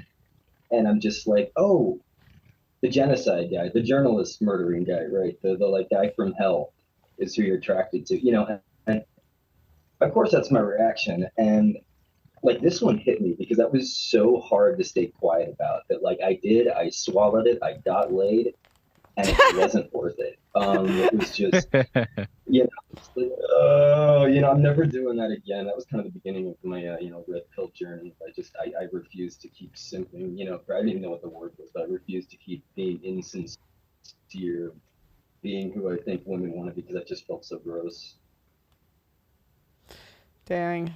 So, the sex wasn't good? No, it wasn't even good. No, there just wasn't a real connection, so it's probably not going to be good. She was a one. This is the other thing she said that just dropped my jaw. She goes, "Oh my god!" She was dating. Okay. She goes, "Oh my god, I haven't had." You got to get a little closer to your microphone. Yeah, sure. She said, "It's really hard to hear you." So she said, "She says, That's oh my better. god, I haven't had sex in a week and a half. It was the longest stretch she'd ever encountered in her life." And I'm A week and a half? Guy, so to me, what's that? Yeah, you said that she didn't have sex for a week and a half? I didn't say a year and a half. Oh, a year and a half. Okay, cool. A week and a half. Yeah, no, she said a week and a half. And I'm saying, from my perspective, it's that could just as easily be 3 years or whatever. I'm a normal guy. I don't really, yeah, so that my jaw sort of hit the floor, and then I was like, this one's trouble. Yeah, the whole experience just left me feeling so negative on, just dating and stuff. I kind of went lesson after that. Started seeing your content, Pearl, actually, right? Yeah, I think you're one of the first people I started seeing. Nice. Wow, that's a week and a half. Dang. Doug MPA, you got anything? Nope. Sounds like a all too familiar story these days. Yeah. Thanks for calling in, okay? Hey. Haven't had sex in a week and a half. Next we have. At least you didn't say I haven't had sex in 2 days. That'd be worse, right? Fight Sport Talk. My brother from New Zealand. How you doing, my friend? I'm doing good. Can you guys hear me okay? Yeah. What's your poker face story? Fight Sport Talk. Yeah, mine was a long time ago with a girl I was dating. I was still a teenager, and throughout my 20s, it led to, before I turned 20, it led very directly to being red pilled, quote unquote, which leads to stories that, I brought up last time I was on of, being called a misogynist and stuff because I didn't even have the patience really for a poker face. I just thought, no, women when they're crap, for lack of better words, not going to listen to that. And it was just a very, very simple story of just a girl who ended up going homosexual in the end. Years later, there were some times where conversations were very good, etc. But when she got opinionated, it was to the absolute max. And I just, out of just general knowledge, I thought, well, if I'm the man here, if I yell back, it's going to be received differently. So I didn't, and that led to me having a very short temper with girls being extremely opinionated later on in life, whether it was girls at work, university, pretend professors, lecturers being just absolutely abysmal at their jobs, managers at work who are females just didn't have any patience for what they would say when it was just female garbage, and it led to being called a misogynist a lot. The stories you brought up, Pearl, and I think one of the callers did earlier, of women coming out with abuse years later after they've been in a relationship for a long time. This is extremely prevalent in MMA, and not just the one people are familiar with the Conor McGregor story, but there are a ton of situations where women say years later, oh, this happened, that happened. So, well, why didn't you bring it up back then? So I can elaborate on the story or other stories I've heard other people give. Yeah, if you can give like a 2-minute version of my personal story or other ones I've heard of your story. Yeah,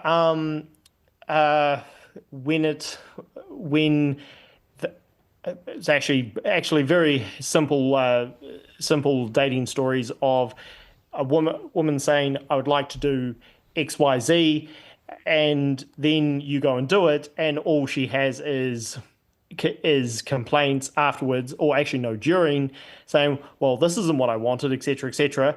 And I would bring up stories, and this isn't just me, it's close friends of mine as well, of cases where, look, I suggested we do this, and that instead, and you specifically said, I don't want to do it, but you wanted to do another thing. I've done that for you. We've gone to this place and you're still unhappy. What is it? And very simple, it would lead to the conclusion, a lot of women don't actually know what they want. And it's like, well, this is just confusing, but they weren't, or a lot of them weren't happy to just talk it out back and forth. It would be 0 to 100 very quick. And again, as a man, I'd say, well, this isn't good. And it led to me being not even extreme in the other direction, but very strongly thinking, well, this isn't stuff that I want to deal with. Damn. Again, Pierre, you got any other questions for him? All this, I'm telling you, it's just women talk and they have no idea the suffering that they put men through.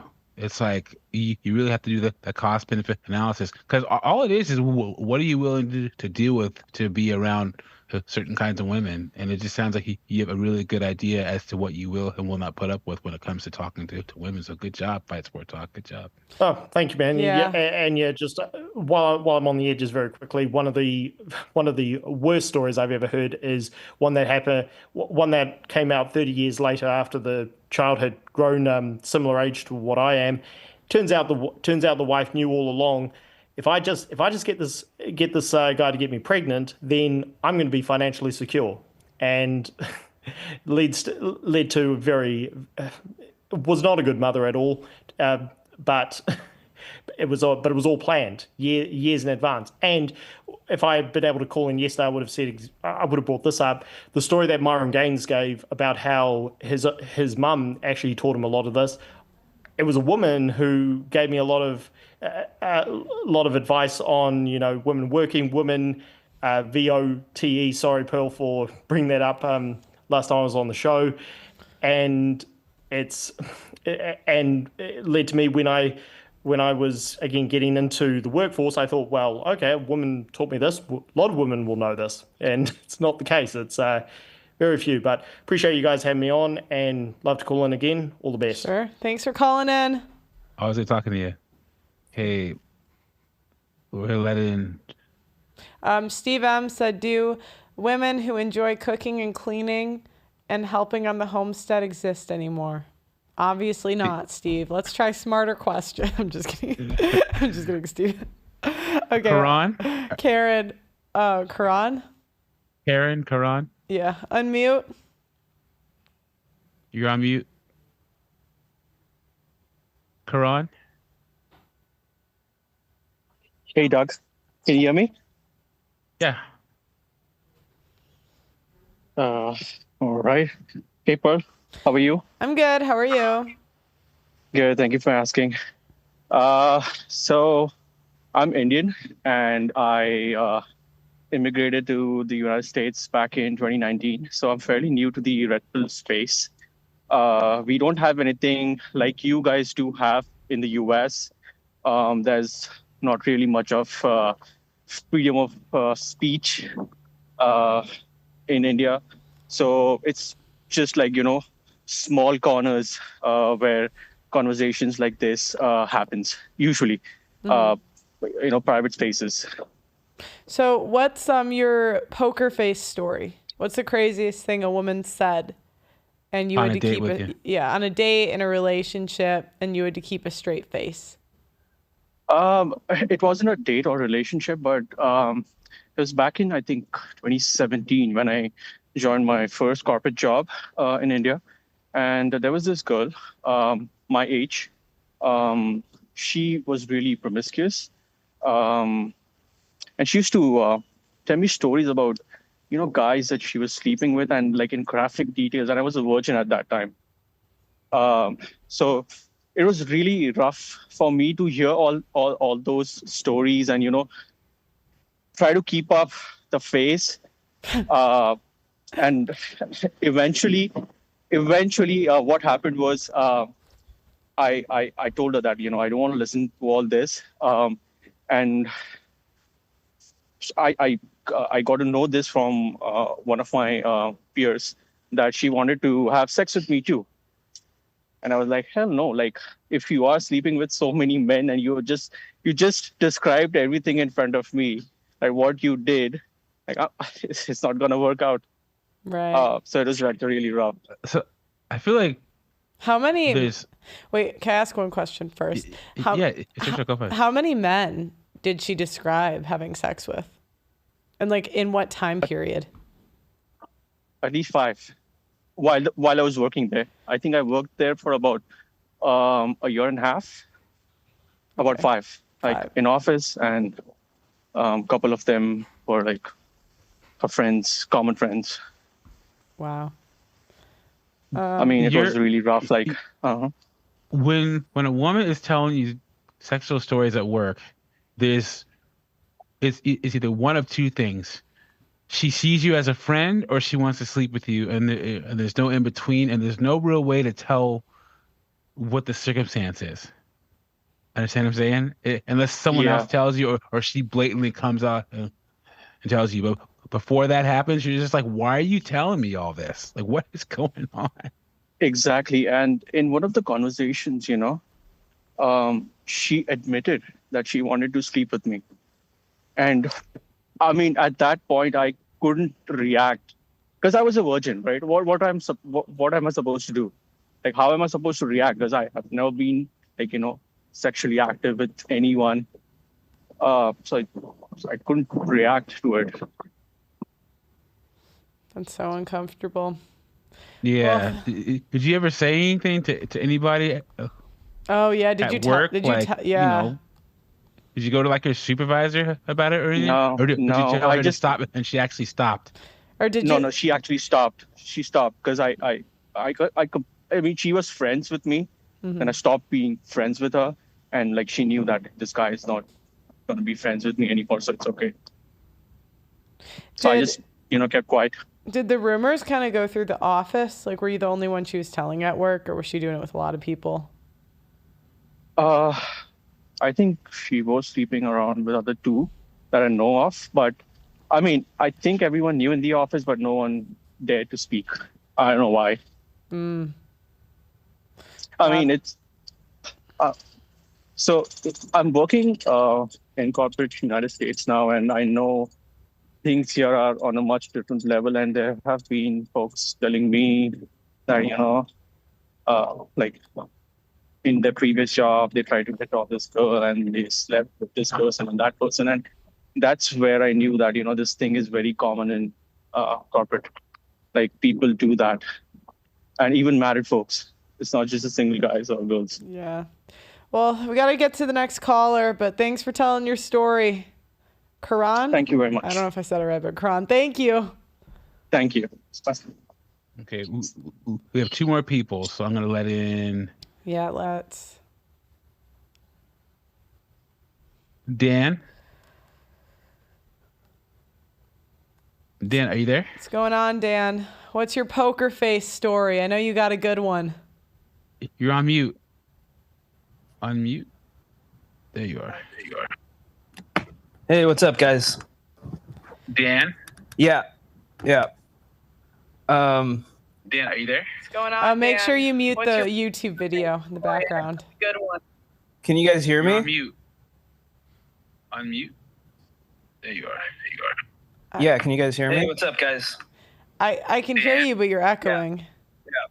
Oh, shit. You gotta turn YouTube off in the background. Make sure you mute the YouTube video. Okay. Good one. Can you guys hear me? You're on mute. Yeah, I'm turning off the... Okay, I turned the YouTube off. Okay, good. I can hear you normal now. What's your poker face story, Dan? I actually really like this topic because I feel like modern dating is like constantly doing this. The first thing that comes to mind, I remember going on a date when this is really simple, but the girl was like telling me about how she was into marathons and how she was gonna, run a 5K or something. And I was just like, dude, you're overweight. Like, wait, did you say that? Did you say? I didn't say it. Okay. No, but I'm just like, it does not look like you run a marathon. Oh no, you would be surprised. There were some. I ran a marathon like 6 months ago. There are some fat people that run it. Like you would be surprised. You would be. You can. It doesn't mean you run it fast. It just means you run it. Because when I think poker face, I think of a lot of women. They say things that are like designed to be like impress you, but then you're just like, what the fuck? And to talk about like a little bit like what the Indian guy was talking about, I've had women tell me about crazy like sexual stuff on like early dates where it's like, why are you even telling me this? Like, I had one girl talk about like, she was like a really successful lawyer in the Bay Area, and it just something came up. She was like, yeah, I had a threesome with like 2 of the partners, and it was like the greatest night of my life. I was like, dude, why are you telling me this? Wait, how did you like? I need to hear like. Will you turn on your camera? Because it'd be kind of funny if you showed us the face. No, I don't want to. Like... Oh, you don't want to be public. Okay. But what did you like? Okay, so she said that. What was your response? Well, that was like after we had sex, so I was just kind of... Okay. I just like went to grab some orange juice or something. I was like, okay, this is weird.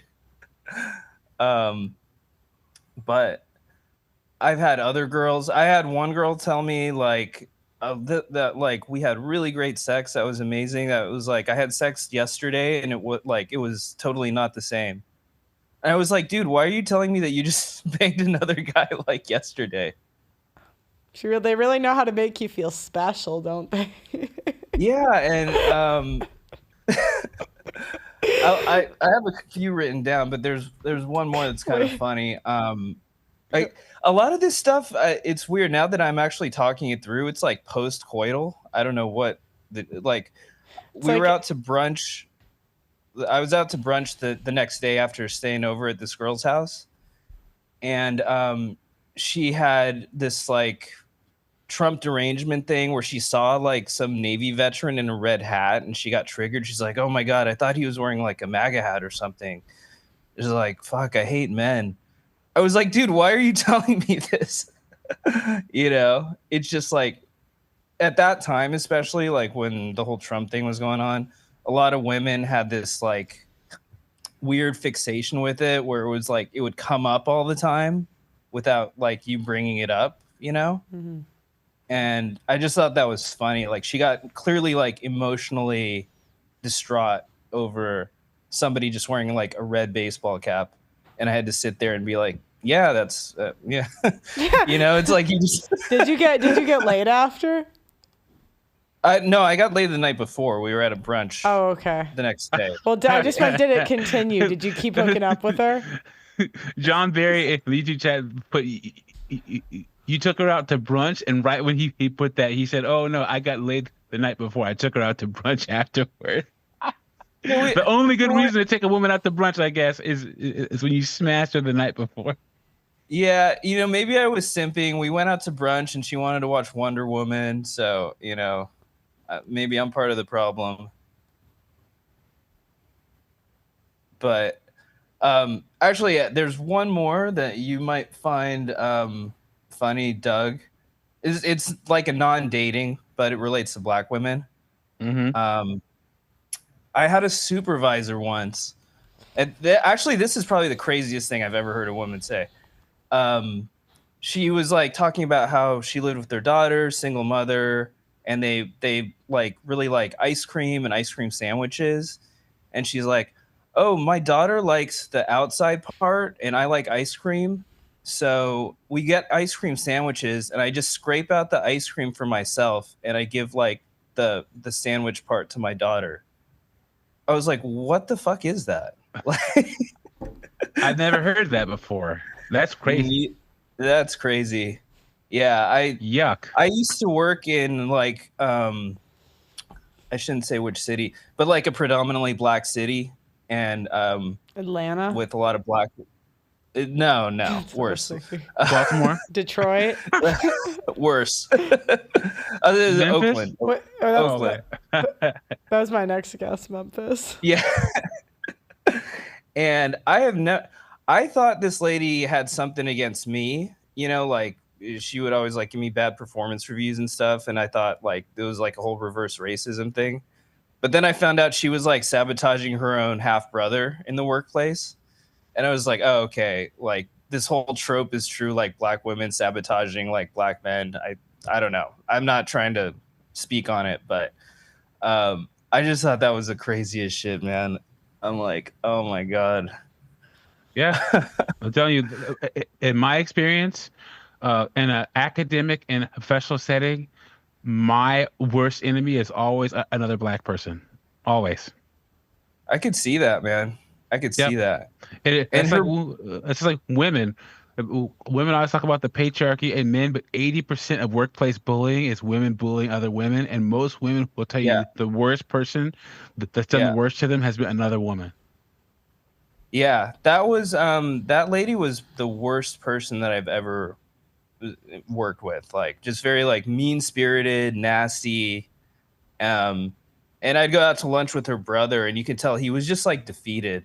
Like this guy had like he was in a career where the person like controlling his like ability to be promoted was somebody in his family that hated him. Sounds about right.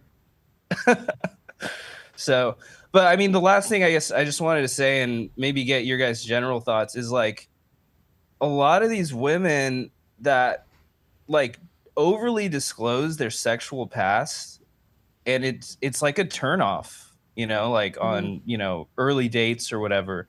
And so I don't feel like guys do that as much, or I don't think I do. Like I've never gone on a date and be like, oh wow, yeah, I just smashed out like 2 7s last weekend. What'd you do? Well, you're the third girl this weekend. It's also a thing where you hate that they do it, but then you're glad that they're doing it too, because you would really want to know. Yeah. Because people say, "Oh yeah, you're never gonna know a woman's body count because she's never gonna tell you." She's never gonna tell you directly, but she will tell you indirectly if you just listen. Yeah, and it's like these and if you date a woman long enough, it's like it starts to add up. It's just like, wait a minute, you were just talking about like the Spanish guy like 2 weeks ago that I knew about the previous boyfriend. Then it's like, oh wait, what about the guy from Dubai? Like I hadn't heard about him before. So I'm like, okay, do you know what? So there's this study, right, that says that women, if they're over a certain body count, that they like don't get married, right? So it's like over 5, you're cooked. Over 10, you're really cooked. Over 15, Right. you're really, really cooked, right? Right. So basically the study, and I thought about it, and I'm like, well, do you know what? When I interviewed women on the show and we would ask body count, like they're a bunch of liars. So I was like, what? Like, and I thought about this more, and I'm like, even the women that said they were virgins, like I maybe believed one, maybe. And then I thought about it more and I'm like, what if the conclusion of the study is that women that lie about body count are happy or married? There might be something to that. There might be something because to that. hear me out. I want to give my 2 cents. This isn't me trying to like be in defense of the whores, right? But I just 2 cents. A woman's only going to disclose that, in my opinion, if she doesn't fear losing you. Because why would she tell you that if she feared losing you? Either that or like like mental disorder, but bipolar. Yeah. Well, and then, but so I thought about this. I thought this more, and I'm not. And what I'm not arguing though, I'm not arguing that like obviously the more cooked, like obviously, but I thought about it, and I thought about like hoes I knew like 10 years ago.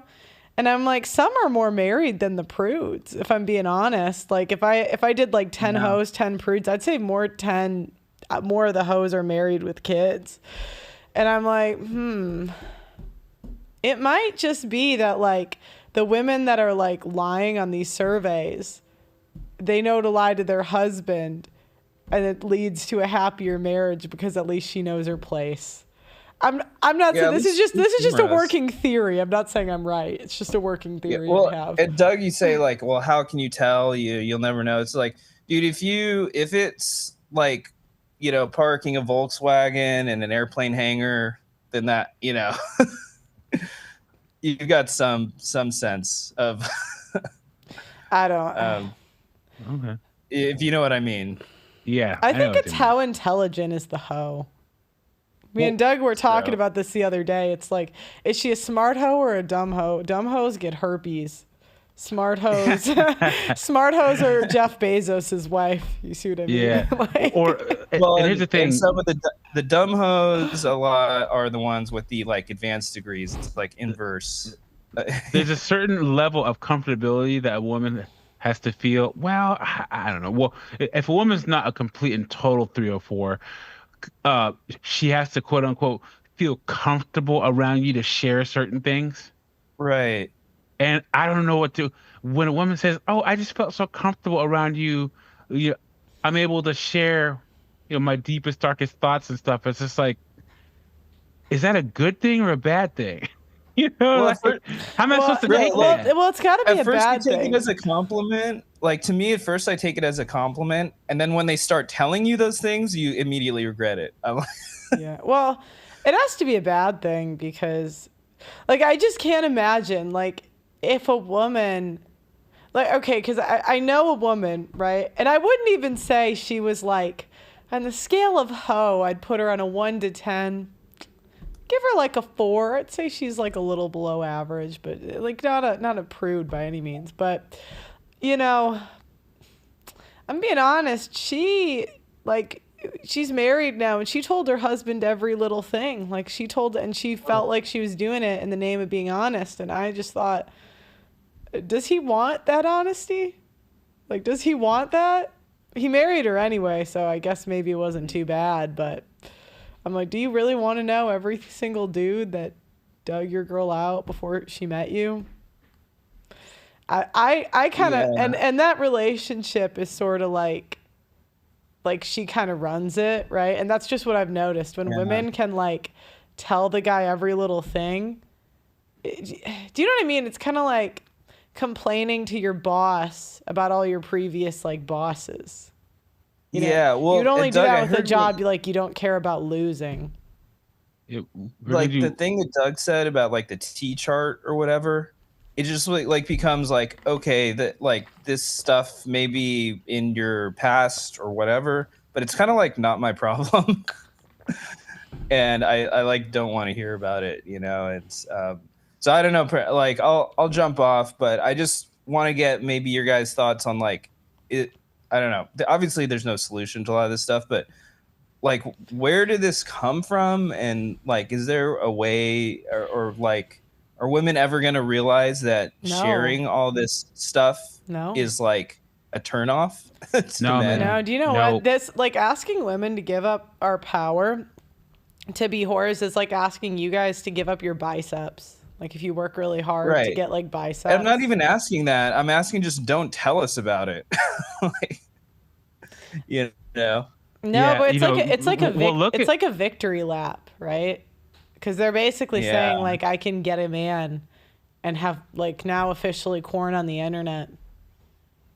The sad part about it is what they say in person is actually filtered compared to what they say online. So yeah, we're never going back, man. I always say there are things that women of the past would take to their graves, and these women aren't smart enough to do that, so they're gonna share it all online. It's sad, or on a date. So, but I think there's, as a proactive thing, I think there's a way for guys to, like, listen, pretend like they're listening to this shit, and like kind of tune out and just listen to the intonality of a woman's voice, and then like kind of know when she's done with the story. And then you can like mentally like reground yourself, because you know, like when a woman starts telling these like crazy stories or whatever that you know you have to keep a poker face, just like, okay, I'm just gonna go to my happy place for like 3 minutes, wait for the story to be done, and then like reground myself. So I don't know if any other guys have that similar experience. We've all done it, my friend. All done it. But, all right. Okay. Well, I appreciate the work you guys do, man. It's actually helped me a lot with, you know, realizing like that it's not like anything we're doing wrong necessarily when, you know, women say shit. Women rewrote the rules of society in the 20th century. In the 21st century, it's going to be men responding to it. So all you're doing is just responding to the rules that women set. Yeah. Truer words, my friend. All right, well, I'll let the next caller jump on. Appreciate it, guys. Okay. Thanks for calling in. Call in anytime. We have 2 more people. Right. Cool. Cheers. I'm gonna bring them both on. That's fine. And we'll give them both a couple minutes to tell their story. So Lost Boy. Okay. And Manar. I'm gonna read the website while they get on. Make sure you guys are muting your YouTube in the background. So, no, that's not simping after you got laid the night before. That's aftercare that some women need in order to not feel like a whore. Yeah, if you don't do that, hello, can you hear me? Trouble. Yep. Sure. One second, Manar. Hold on. Let me double check. Bro. I can't hear you at all. Well, I can hear you. Okay, I think that's all the supers right now. Go ahead, Pearl. Reading the website.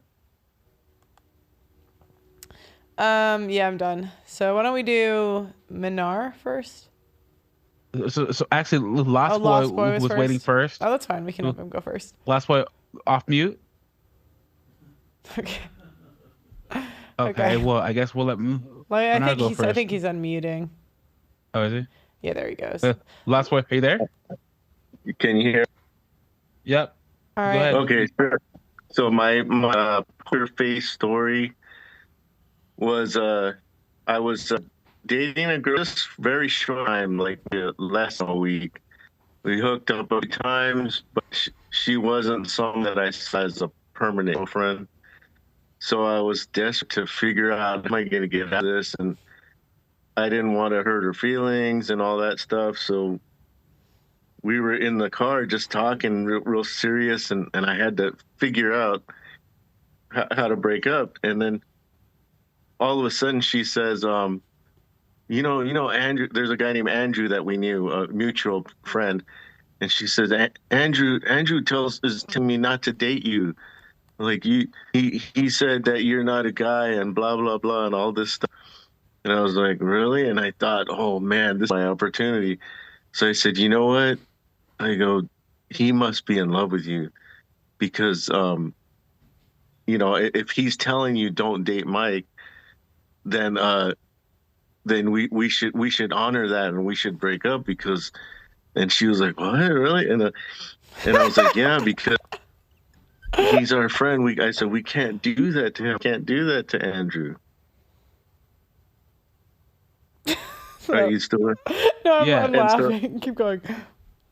And so, finally, she's like, oh, okay. Like, I felt that she wasn't completely convinced, but it made sense logically. Like, we can't hurt Andrew, like the two of us.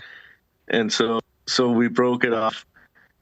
And it kind of worked, but she showed up to work the next day. But I was able to say no.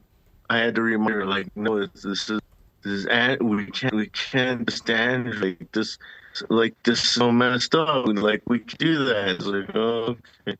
So that's basically the story. And weirdly enough, like 10 years later, her mom became friends with me on Facebook somehow. And we were talking, being friends, and I was like, it's the same. It's the mom of the girl. Oh, God. Your audio is cutting in and out for some reason. All I was saying was the funny ending to the story that I somehow became friends with her mom on Facebook like 10 years after the incident, which was very weird and awkward. So what's the person's name? Andy, who was telling her not to date you. That's what's called dirty macking. I don't know the name of it. That's what the term is. When you have a guy that tries to snake you like that and tell a woman that you like who's interested in you not to date you, it's called dirty macking. And that's one of the worst things a guy can do to another guy. I felt really betrayed because I thought he was my friend. I didn't know that he even knew her. I didn't know that there was like a mutual connection there. But I was like, that's messed up that he's like, yeah, like you said, it was like dirty, man. Like, yep, dirty macking. Yep, and guys will snake each other. And actually, women are worse at dirty macking than guys, though. Oh God, women are the worst at it. Mm-hmm. Oh man, I got to tell you, macking that a girl did. So I was hanging with this really big stripper girl, and I liked her. And then we had a mutual friend that was a lesbian. And the lesbian said, oh, I heard you hanging out with so-and-so. I was like, yeah. She goes, well, you know, she goes, and then later she said, oh, I talked to the stripper. And I go, what? She goes, she doesn't want to be with you. She told me she doesn't like you. And so I believed the lesbian. But then years later, everyone told me, no, man, like, you're stupid. She goes, she wanted to be with her. And so she messed your chances because everyone said, oh, the stripper girl was always wanting to hang out with me, like, because I considered her like my best friend, the stripper girl. And I thought that he didn't like, I thought, oh, it's just tonic. But then when I looked at memory, I was like, wait a minute, no, because I called her at 3 a.m. to just hang out, and she'd be, yeah, she's so happy. And I thought about it. I was stupid. And there were moments that I knew after the fact that the legend was a D-Max to me in that situation. Okay. All right. Well, we're gonna move on to the last person. No, but I want to know. I want to know from law school. You seem like such a handsome young man. With the gray hair, maybe not so young. Still, you have a lot of years to live. I'm sure you have a huge body count. Like, why are you worried about that single person? You know what I mean? Like, why are you not moving on? What do you mean moving? Why not moving on? Let's say if somebody upsets me if I'm having a problem with my friend, I'm Right. looking at my friend right now. I'm having a problem with him. Hey, are you gonna pay for the drinks? He says no. I'm gonna turn around, look this way, and be like, what about you? Are you paying? Why are you not doing that? Why are you not doing this switch around and moving on? You know what I mean? Why are you like? I don't understand. Well, it's I don't really. Okay, wait. We're just kind of trying to get stories from people. Yeah, because you're the last two, so we're gonna move on to Menard. What's your male poker face story? What's the worst thing that you've heard a woman say on a date that you had to sit through? The worst thing a woman has done?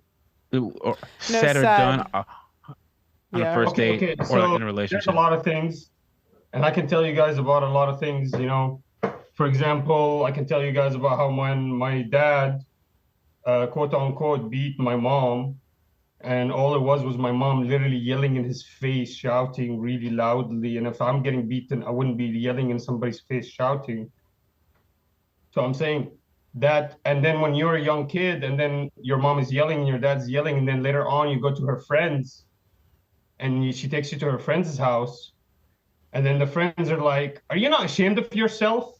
Are you not man at the age of 10?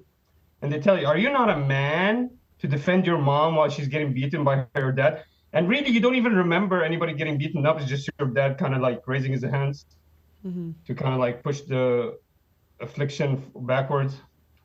So something like that, you know what I mean? I guess you could say there's a lot of these stories I could tell you, but really I'm more interested.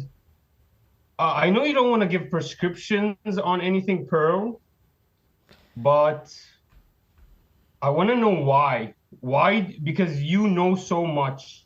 You are basically the only connection we have to women. They will never listen to a man. They kind of had, I don't know what kind of propaganda. Maybe you can tell us a little bit more about that they have, that they cannot, every time we talk to them, they kind of get, I don't know if it's penis envy.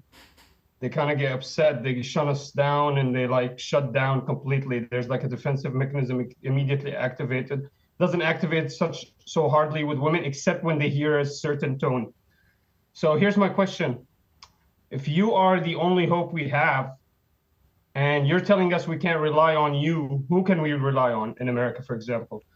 And then another thing, if you are going to start giving prescriptions, are they going to be Christian prescriptions? Are they going to be religious prescriptions, or are they going to be just whatever your whims and desires, which you're reading based on the statistics and what you believe the outcome? Oh, the statistics say that. Do you just usually like call into shows and decide the topic? I'm just asking a question. Yeah, it's heard my story. You don't want to answer anything? Yeah, well, it's just a bit rude when you're coming into a show and you have a topic when we run a show a certain way. So what do you mean? You're not like, you don't actually dive in, you don't actually. Well, we're talking about poker face, and you're bringing up a completely different topic. I know, yeah. I'm actually brightening up the conversation a little bit and asking you a constructive question about the future of you and what you actually represent. Yes, you're right. Is it terrifying for you to answer something like that? It's not really terrifying. I just think it's a bit rude. So. Oh, it's rude? Yeah. Okay. That's fine. You want to hear my tragic story? That's better for you, huh? Yeah. A little bit more entertaining. Yeah. Can you just remove him, Doug? Thank you.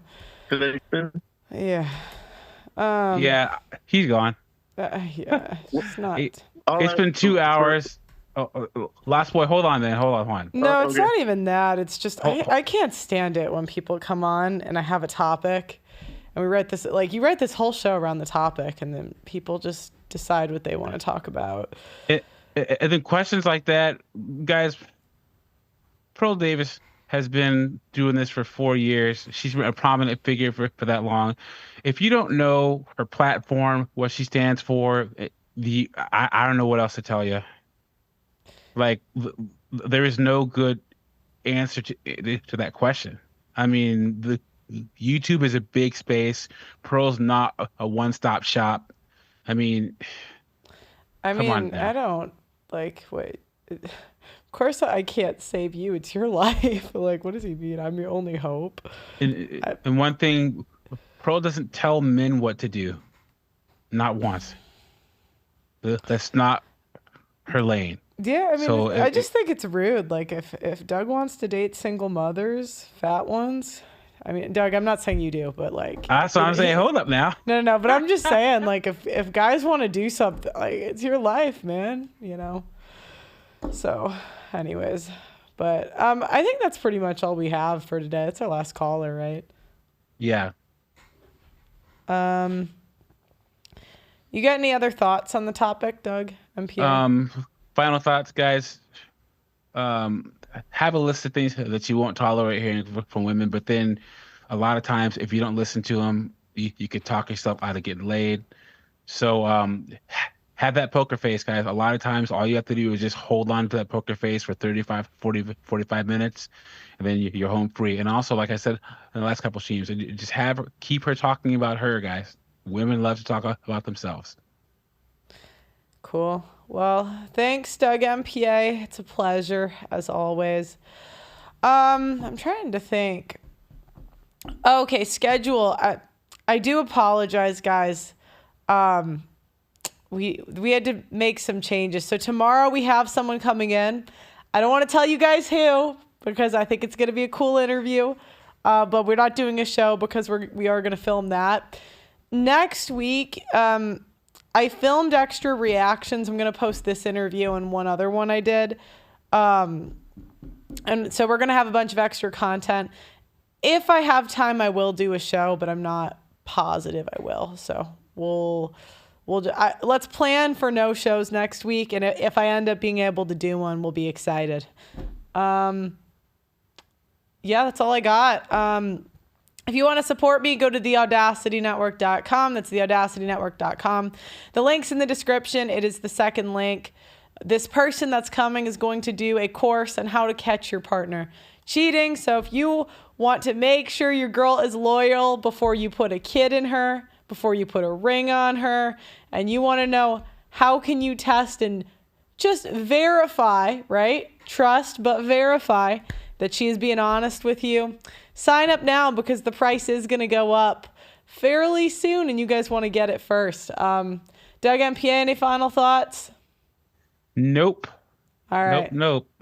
I can just vouch the person that is coming into town to hang out with Pearl and do content with is going to be quite the it's going to be quite the watch, guys. So stay tuned. Yeah, it's going to be quite the watch. And like, who better than this person that could make a course on catching cheating? There's nobody better. It's going to be hilarious. Okay, guys, please like the video, subscribe, and I will see you guys maybe next week, but I promise nothing. Otherwise, I'll see you guys on the interview that we record tomorrow. So I'll see you. Bye.